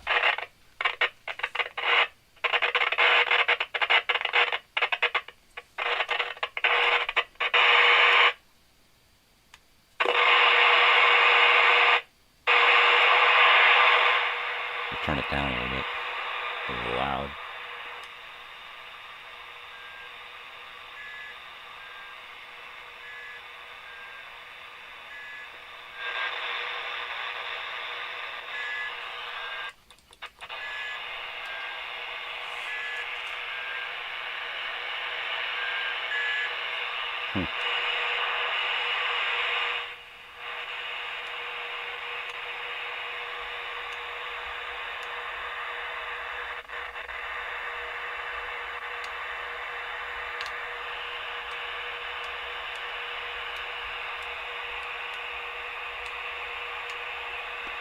Just going to clip it around until I hear somebody talking.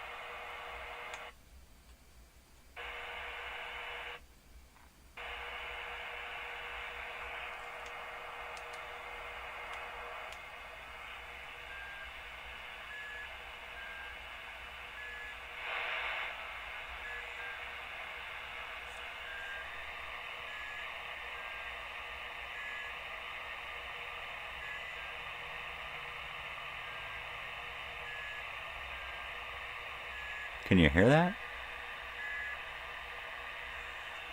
Sounds like some kind of whistle.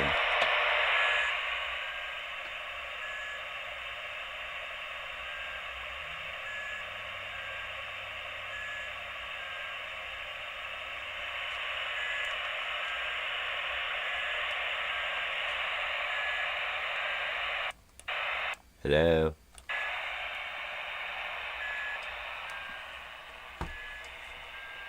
Hello?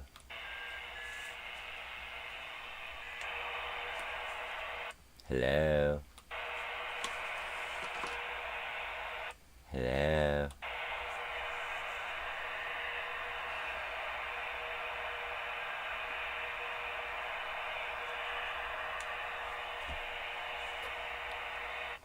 All right, well, I'm going to turn that off.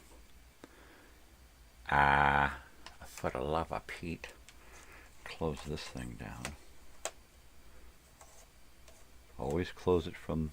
Always slide these things down. When you're sliding them down, slide them down from there. Never slide them down like they do on TV, because that's how they get bent. So never do that. Always take them out like this, and then slide them down from here. Like that. And then out. And then down here. Pull them in. And then you never have to worry about bending the tip. There you go, baby. So I am going to dig up some more batteries and run some tests and try to figure out how to get 2 of these things up and working for mobility, and then get one of them ready to work in the van, which means I may have to get under my dash and pull the antenna. And what I really need is a splitter on the antenna. That would be great. Otherwise, I'm just going to take one with an antenna on it, like that, and plug in the car adapter, plug it into the cigarette lighter, and hang it in there on the dashboard. And this will be the base. Totally. We will, once we get up in the mountains, when we're further away from, you know, all the bad aura, we're going to try to contact other life. Otherworldly stuff going on. So there you go. There's walkie-talkie. That's walkie-talkie number 1. This will be mobile 1 right here. Mobile 1, man. I need to take, while I do like the whole vintage thing going on with the label, man, this thing is hard to get off. Come on. I have to spin the strap back around the right way. That label there,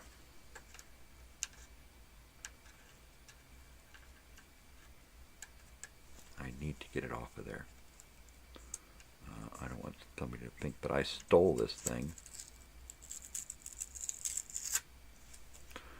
So this comes off. There you go. All right. Yeah, that's totally cool, man. So there's my one of my walkie-talkies, and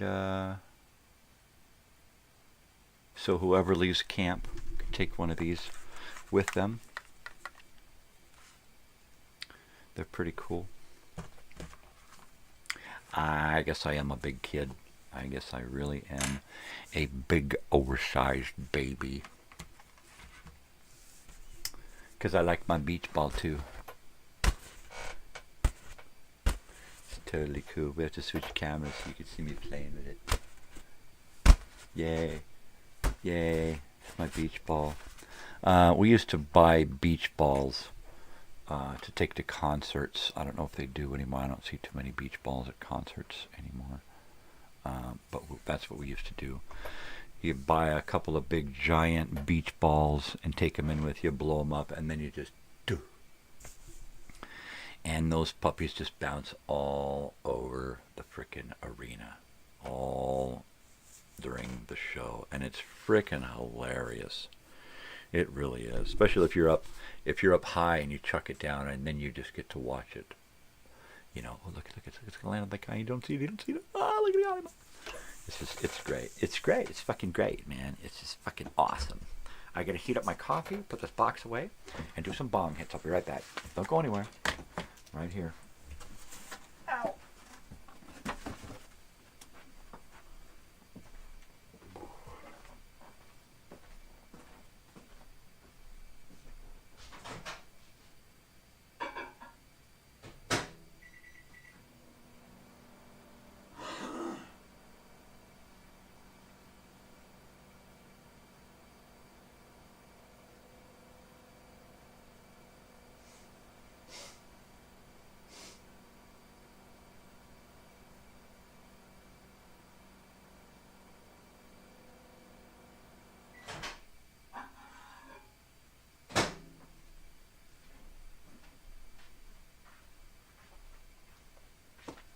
Totally, man. Radio Shack, Radio Shack, Radio Shack, Radio Shack. Yeah, Radio Shack. I've got so much Radio Shack stuff here. We're going to be able to stay busy quite a lot of Thursdays doing Radio Shack stuff. I've got 3 TR3000 reel-to-reel tape recorders. 3 of them, one of them in the box. I've got like 5 realistic cassette recorders, like the same exact kind. Not to mention the countless cassettes and 8 tracks, unopened, recordable tape. It's just crazy. It's just crazy, the Radio Shack and realistic stuff that I have. I don't own a lot of Tandy, the Tandy Corporation, like their computer stuff. I own their electronic stuff, but I don't think I own any of their electronic stuff. I have a computerized chessboard from 1982. That might have been a seller at Radio Shack, but I don't know if it was a realistic or Radio Shack or Tandy or whatever.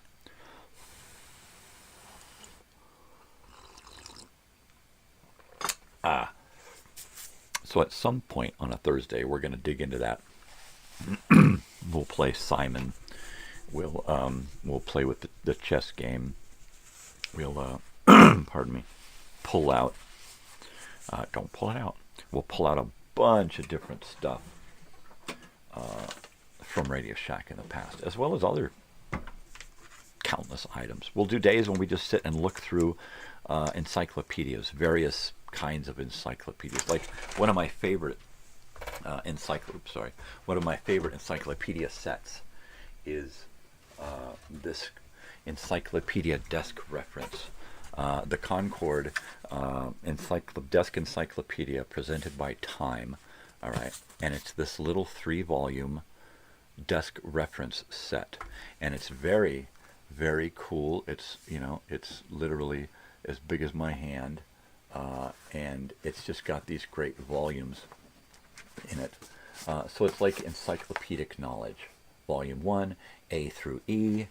And then inside, it's like a dictionary / encyclopedia. Here's Cape Town, legislative capital of South Africa, and capital of Cape of Good Hope province. So it just gives you a little knowledge about everything, albeit the knowledge is, several decades old, because most of the stuff I have is old. And here's a Concord Desk Encyclopedia business reply card. So you can give this to someone else, right? But the only deal is the offer is good until December 31st of 1982. Why?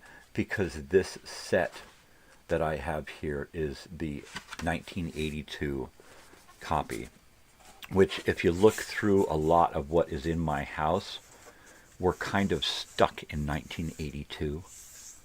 a lot of stuff lead up to that, and then we're kind of frozen at 1982 for a period, and then we kind of move on slowly. But I like my desk set. I like my walnut wood desk set, and this is one of those things that had I the room here, it would be sitting on my desk as part of my little world, so that when I'm sitting here writing, researching, doing my weird crap here, I can pick up knowledge that would have been known in 1982. Just like that. You see, a lot of my books are pre-90s, where we get to the end of the 80s there, and everything just kind of evaporates, and the world stops. And then all of a sudden, when the world stops in the 1980s, then you see the things around my house that are of now. You know, a 2020s TV, a 2020s stereo and turntable, you know, internet access, computers, and that stuff. But if you weigh current with the past totally outweighs the present. If you look in my house, most of what is in this 10 by 20 foot area that I do most of my living in, it's mainly from the 1980s. So I can literally immerse myself in the past, and it's easier to, it's just easy, you know. I don't have to, when I go out into the world, when I drive, when I do that kind of shit, then I have to perform as if I'm living in the now. Otherwise, everything I do is living in the past. Totally living in yesterday. That's where I'm at, living in yesterday. That's one of my songs. Maybe someday I'll finish it and actually get to sing it. So we'll see. We shall see. Or maybe we won't. I don't know. I cut down on the amount of coffee that I put into the brewer this morning. And then I put a little bit less in my cup and added a little bit more milk than usual. And I'm happier with it. It's not a... Because my diet is so strange and I don't eat as much as I used to, I need to cut down on my caffeine, period. So I have decided to cut down on my caffeine. I'm going to limit myself to one really, really dumbed down cup of coffee, so it's not so... And then no more than one Coke a day, and try to dumb that down with some ice and maybe share it with my wife, so I'm not drinking a whole Coke, which will cut down on the caffeine. Yeah, I could do no caffeine, that kind of shit. I don't like to do those drinks. If I'm going to do it, I'm not going to half-ass it. I'm just going to do it. I'm either going to not do it or I'm going to do it all the way. And when it comes to like having a Coke, last night I had a chili non-dog, right? So it's just a bun, hot dog bun, with chili and cheese on it. Because I figured there's enough meat in the chili, because it's my chili, I made it. So I don't need to put an extra, hot dog on there. Besides, it's real easy to eat with no teeth. So the only thing was that I could not eat a chili dog without a Coke. So we had to go down to the store and grab some milk and Coke and, of course, honey and a couple other things that we needed. But I had to get that Coke. So we came back and I threw my Coke in the freezer and then sat down for a little while and got high and tried to kill a little at a time until it was about dinner time. I didn't want to eat too early because then I'm hungry again and then I got to eat again before I go to sleep, and it's like, fuck that. So yeah, totally. I had my chili dog and my ice-cold Coke on crushed ice. And it was fantastic. It was great. That's like the most I've enjoyed that batch of chili since I made it.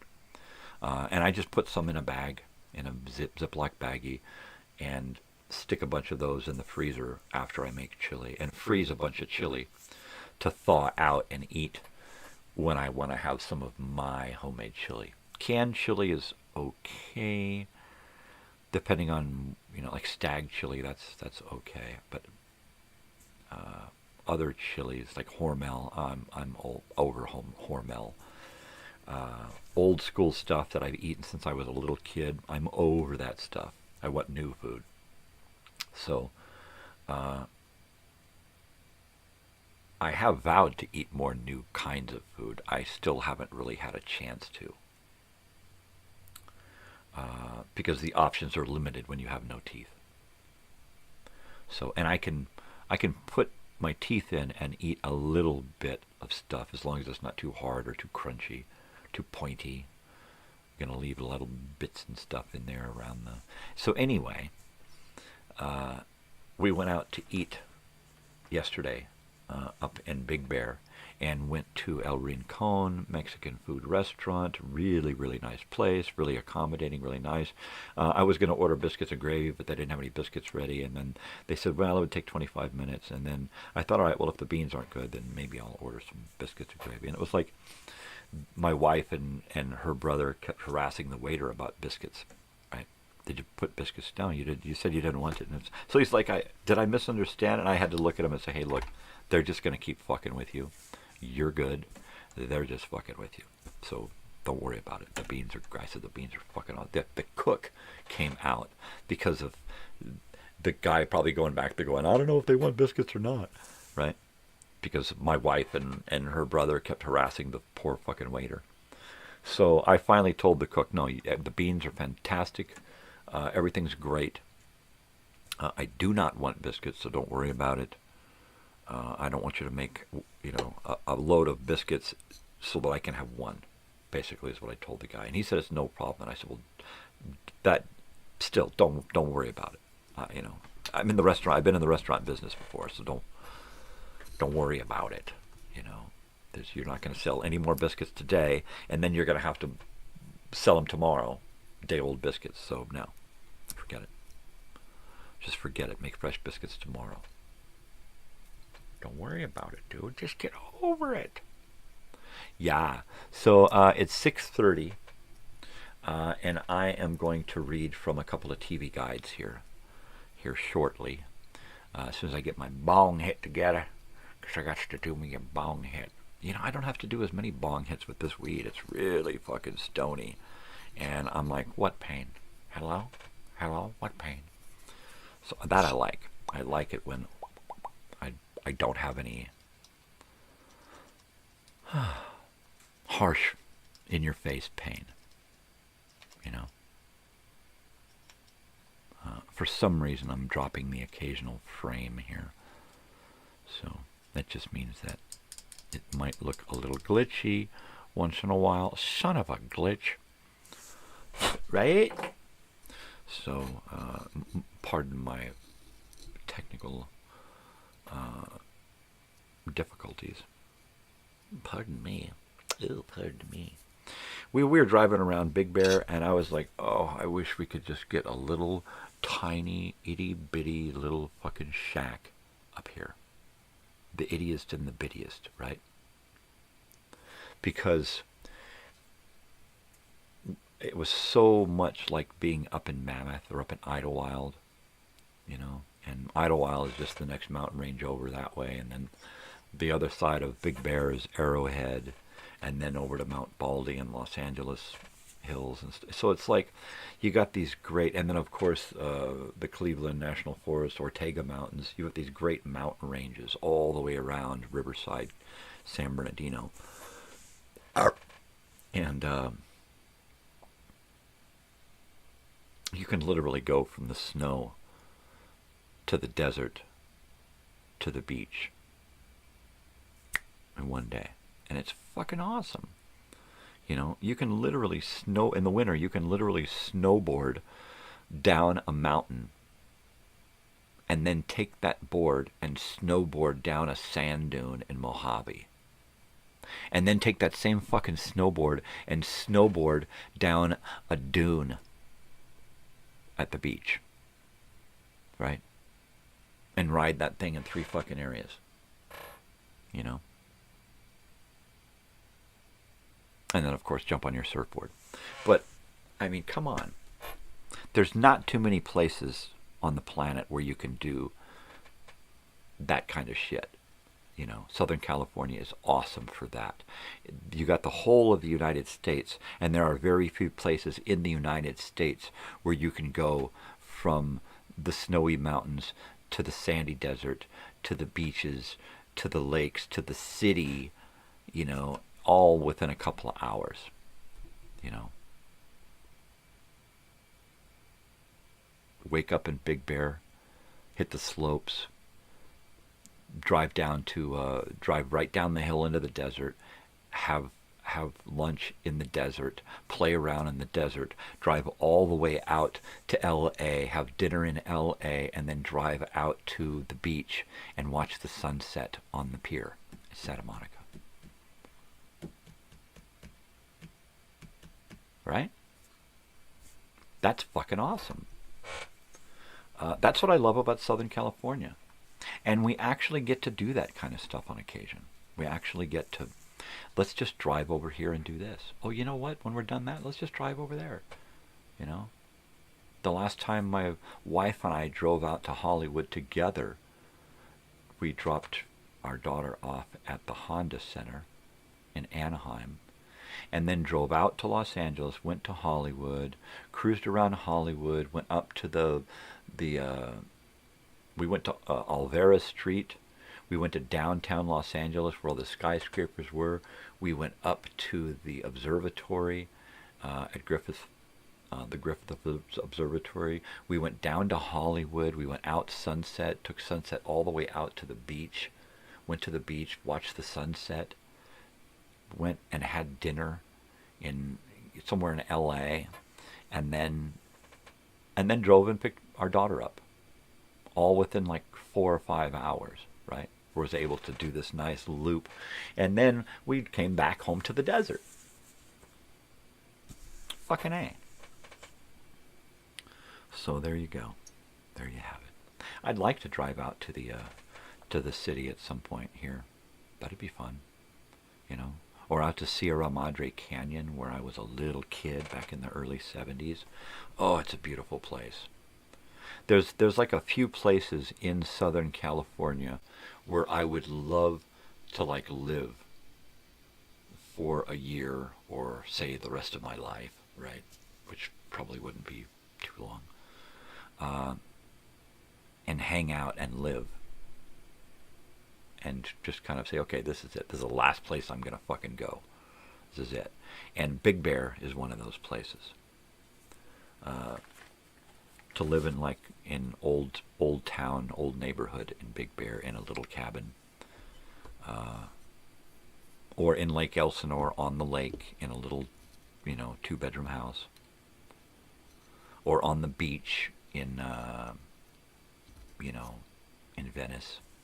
Or Cardiff, Carlsbad, Oceanside, somewhere like that, and just live on the beach in a little bungalow where you open up your door and you look out and you're looking out at the ocean, right? Yeah, I've done the desert thing. I've done the mountain and snow thing, but I would do Big Bear because it's not like crazy. Oh my God, you might get blocked in with snow once or twice in a year. If you're lucky, you get that much snow, but usually not. I would love to do Big Bear. I'd love to live in Big Bear, even if it was just for a year. Or Lake Elsinore. Live in Lake Elsinore, right on the lake, for just a year. Just a little tiny little house, nothing big, nothing too extravagant. Now, Big Bear, we could actually make it work in Big Bear if we found a nice little house that was not too crazy financially, and we could find like a half dozen B&Bs to take care of. That would do it. You know, that would do it. That's all we would need to move up there, would be about a half a dozen or more vacation rentals to take care of. That's it. A little handyman work here and there, a little extra cleaning work here and there, and that's it. That's all it takes. You know, as long as the rent isn't, or the rent or mortgage or whatever isn't any more than it is here, and we can find enough work up there to match what we're making down here, then what the hell? Why not? You know, the smell of pine trees every fucking day, I miss that. You know, looking out over a lake when you're driving around, I miss that. Taking the dogs for a walk in the woods rather than in the desert with a cactus, I miss that. Totally miss. So yeah, I guess Big Bear would probably be first. Elsinore would probably be second. Not because of the community, the people, the, you know, whatever. Just because Elsinore holds that old school appeal, and if I was in Elsinore, I'd be there right, basically. I would go sit out on the lake every day with my typewriter or you know, computer, whatever, and sit out there and write every day about living there in Lake Elsinore back in the 70s and 80s. That would be awesome. I better get rolling here.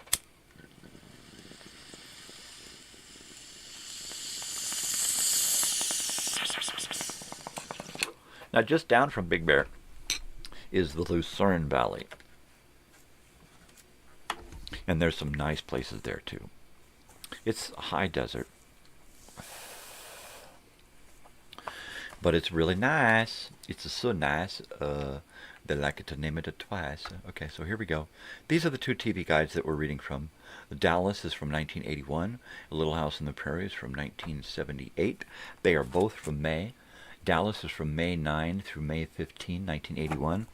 And Little House is May 13 through May 19, 1978. Today is Thursday. So we are going to go to Thursday, May 18th, 1978. And we're going to go to prime time, because we've been looking at prime time lately and not really worrying too much about the rest of the crap. Because a lot of it's just been, we read a couple of days and then we see that during the day it's mostly the same stuff. So, of course, in the evening, starting at 6 p.m., we've got news, Reasoner Walters, Cronkite, Hugh Downs, Chancellor Brinkley, the usual guys, and My Three Sons. At 6:30, Hogan's Heroes, and a bunch of more crap. At 7 o'clock, we have Emergency 1, rebranded so that they could syndicate. It was Emergency, and they rebranded it so they could syndicate it. So there, that's how that works. Also at 7, May 18th, 1978, a Thursday, we've got Crosswits, Liars Club, Coral Jungle, Black Perspective on the News, Mary Tyler Moore, Rookies, Liars Club. At 7:30, we've got Hollywood Squares. I love to read the guests on Hollywood Squares.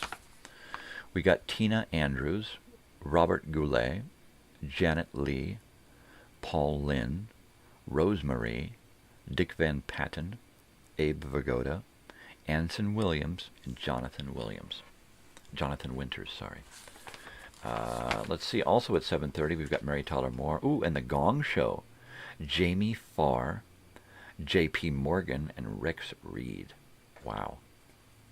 I used to watch that a lot. 1978, it's quite possible we were watching that in 1978. That would have been in Fallbrook, California, where we were living. Totally. All right, this is cool. I like this ad here. We've got this ad here, $39.99 for a kid's record player and a bunch of Flintstones records, right? 10 exciting long play albums for $39.99. And get a free $29.95 high quality children's record player, right? That's pretty cool. I actually have a children's record player or two. I'll have to dig one up and bring it in and check it out. It's pretty cool. Also, at 7:30, Mary Tyler Moore, The Gong Show, Wild World of Animals. That's Hollywood. And at 8 we have Welcome Back, Kotter. All right, it's not a repeat. It's prime time, happening right now. At 8 o'clock. Also, a movie, The Beasts Are in the Streets, a 2-hour movie. A veterinarian and a rancher fight to save the animal and human lives from a truck crashes through a preserve fence. Wildlife said, oh no. So it's some kind of thing goes on and it makes the animals go crazy. Wow. Anyway, there's no really anybody in it. Billy Green Bush, I mean, there's nobody in it. It's a bunch of weird people. Gardening from the Ground Up. Primetime gardening, wow. Gardening must be big there in Central California. Walton's at 8. It is a repeat. Carol Burnett and Friends. At 8:30, Operation Petticoat. Operation Petticoat. John Aston is in that show. Jim Varney. What do you know, Vern? Yeah, 1978. I didn't know Jim Varney was doing stuff back then. I thought he popped up back in the 80s doing the Cerritos Auto Square commercials. Okay, at 9 o'clock we've got Barney Miller, not a repeat. Monty Python's Flying Circus, Festival of the Stars, Mexico, Variety, and it's got Jamie Lee Curtis, Rip Taylor, Steve Allen, Jerry Stiller, Ben Stiller's dad, Ann Mira, also a bunch of Samantha Sang, Rita Moreno, Freddie Fender, Barbara Eden, Bert Convy, Ricardo Montalban, Susan Summers, John Ritter, but I don't see Cantinflas. That's fucked up, man. Let's see. Here we go. After Barney Miller, Battle for the Planet of the Apes is on Thursday because we've been doing that all week. That's a great movie. That's a great movie. It seems they're not doing them in order, I guess, or they're only doing 4 of them. Because Battle for is the last one. Conquest of was the second to the last one. Okay, there is my alarm to wake up my wife. So I'm going to have to go wake her up in a minute. We'll finish reading out this night here. So we got Barney Miller, Festival of Stars, Battle for the Planet of the Apes. At 9:30 we've got Fish, which is Ava Vigoda's show with Todd Bridges and that kid who plays Fat Sam on Bugsy Malone movie. All right. Let's see. At 10 we have Beretta, Operation Runaway, Our Mutual Friend, Blue Collar Capitalism, and then let's see, The Tonight Show, Scheduled Ragtime Pianist, Ubi Blake, Bert Convy, Ed McMahon, Doc Severinsen, Late Night MASH, Cry Panic is a late night movie, 1974. Accidentally runs down a drunk and the body vanishes. Oh, there you go. And that takes us into Friday. Let me go wake up my wife and I will be back to read from the 1981 TV Guide. So keep yourselves occupado. I'll be right back.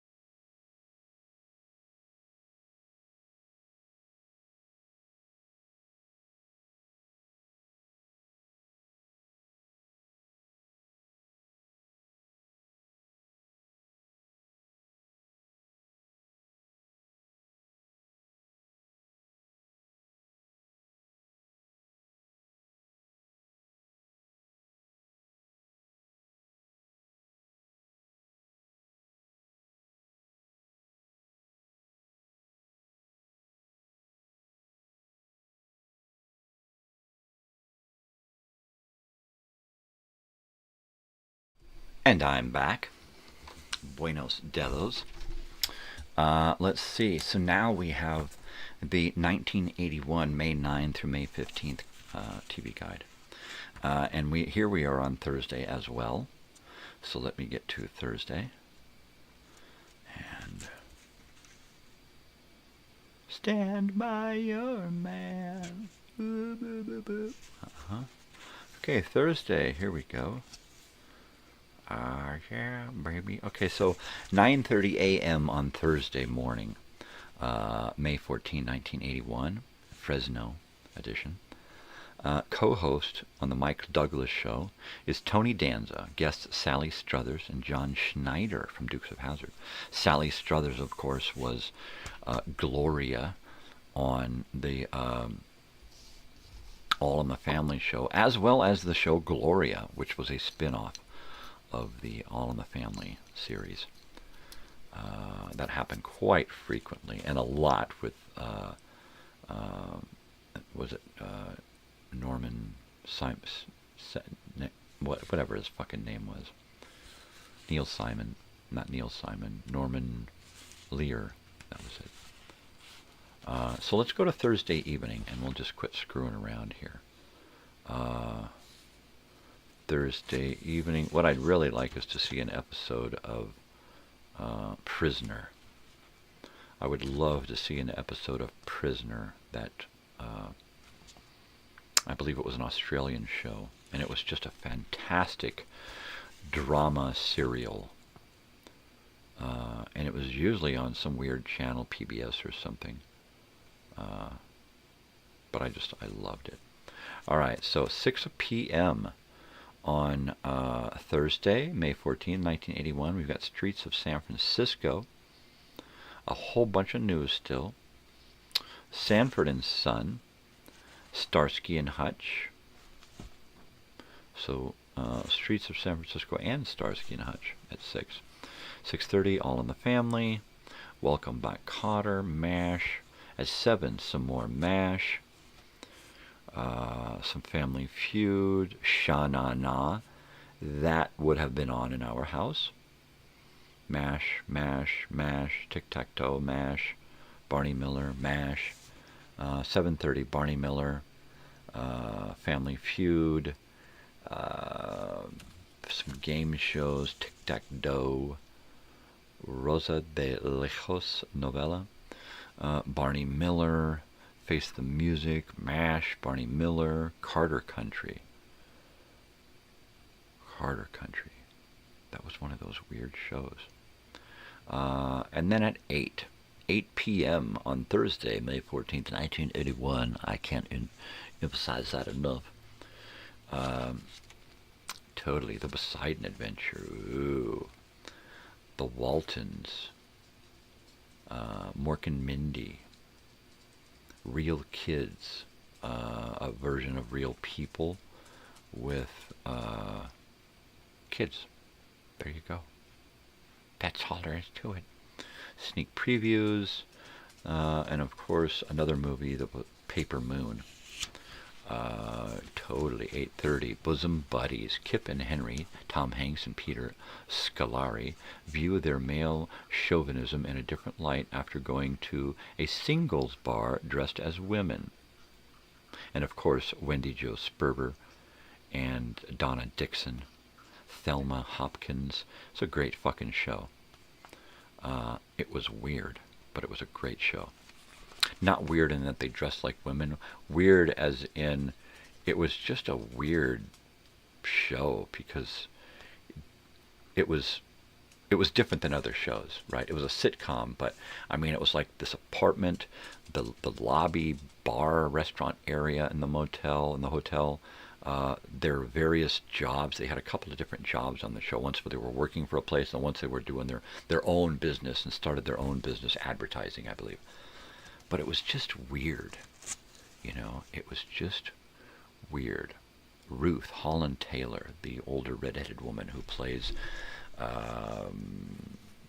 Goldie Hawn's mother on Overboard. Fantastic. She's really weird in that one. Mainly because I think that she's ultimately the reason why she's so strange in that show is that she plays a male chauvinist part. She plays a part that a man would play, right? But she does it all woman, and she's a woman chauvinist. She likes, takes advantage of men. She wants a man secretary. Men should do this and that and this and that. She wants to be the man in charge, She wants to measure up, and she wants to measure her being bigger than the other guys. And that's what made it kind of, her part kind of weird. At that time, it was like, what? Right? I love that show. I thought it was so out there. Bosom Buddies. And that wasn't the first time that we saw Tom Hanks, but it certainly wouldn't be the last. He left that show to go on to way bigger and better things. He kind of splashed onto the screen, right? As did, he made a big splash as well as Ron Howard, who directed Splash. Let's say Desire Under the Elms, 1958. 9 p.m., Magnum P.I. It's a repeat. Barney Miller. 9:30, Taxi. At 10, Bob Newhart. 10:30, nothing. Really, I mean, there's like Noticias, 24 hours, in news. At 10:50, Hurricane Smith on some pay channel, right? Odd Couple at 11.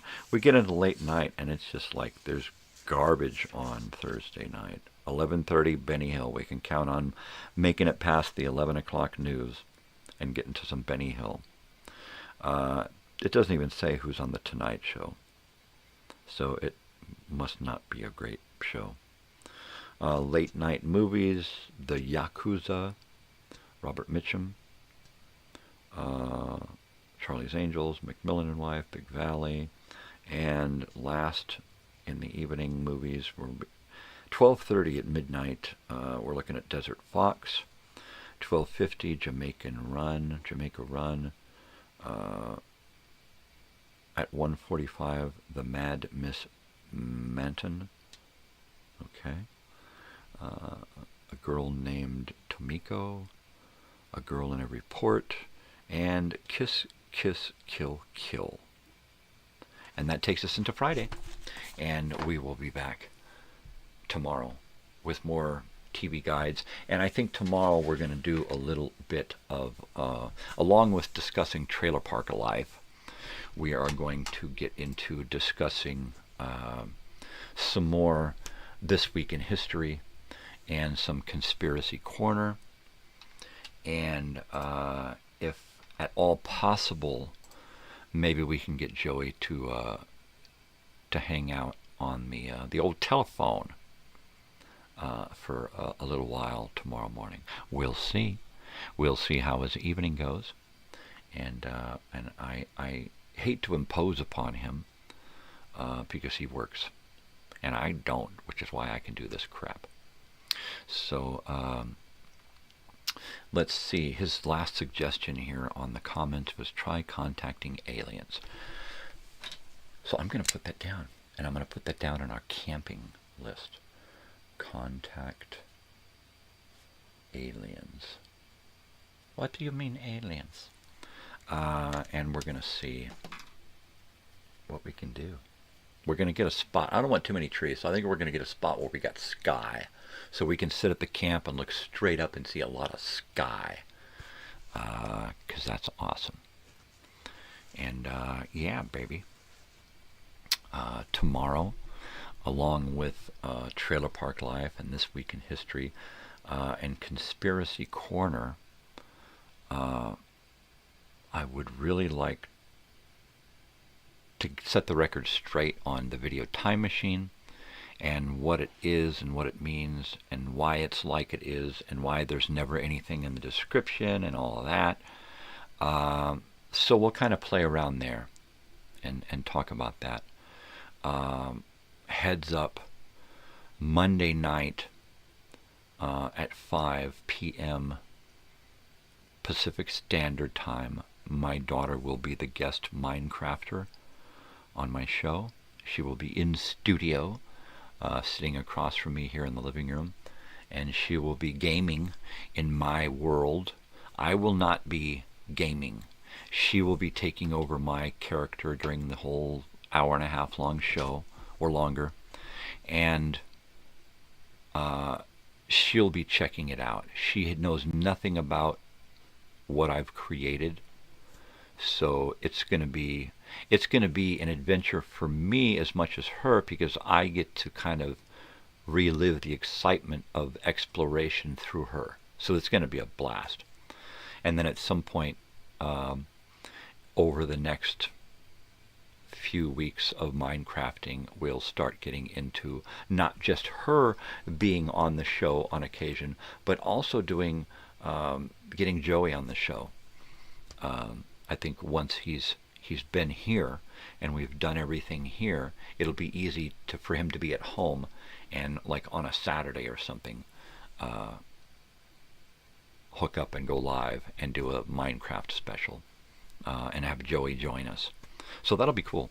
So I'm looking forward to all kinds of exciting stuff. I'm looking forward to taking these darn walkie-talkies on vacation and playing around. So I got to dig up a few more bag trees and get that rolling. So basically I have to dig through devices to try to find where I've put these batteries, the rechargeable ones. All right, people, I got to get out of here. I got stuff to do today. Things going on. The house is waking up. So there you go. Hey, Joey, you take care of yourself, brother. I've got you down. Let me see. Let me run through your comments here really quick and make sure I've got information. Yeah, you should have. Let's see. Leaves on the 6th. So you're getting to Phoenix on the 29th and leaving on the 6th. Okay. 29th to the 6th. 29 to the 6th. And you'll probably be with us on the 6th because your plane leaves late in the evening. You'll probably just take off from us and then go directly to your plane. All right, so I've got that information now. I will set things up accordingly, and I will talk at you tomorrow. And hey, everybody, take it easy. And yeah, you guys know what to do, right? We've been through this before. Be nice to each other. Spread peace and love. Not bullshit. We don't need to war on each other. There ain't no reason for that. You know what I mean? You know what I mean, baby? So, you know, do something for yourself out there, but do something for somebody else. Don't be stingy, right? Take care of yourself, but take care of other people too. Why not? Doesn't hurt. Makes us feel good. Makes it a better place. Most especially stay weird, because if you ain't weird, ain't nobody gonna be weird for you, right? You gotta put in the time. You gotta put in the effort. If you don't, then you just ain't.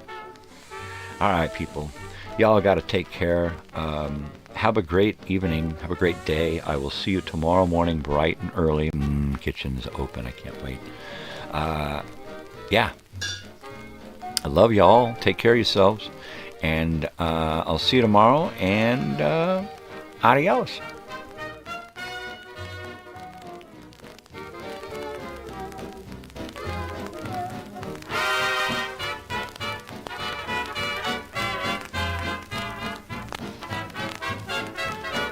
See you later, Joey. Take it easy, brother.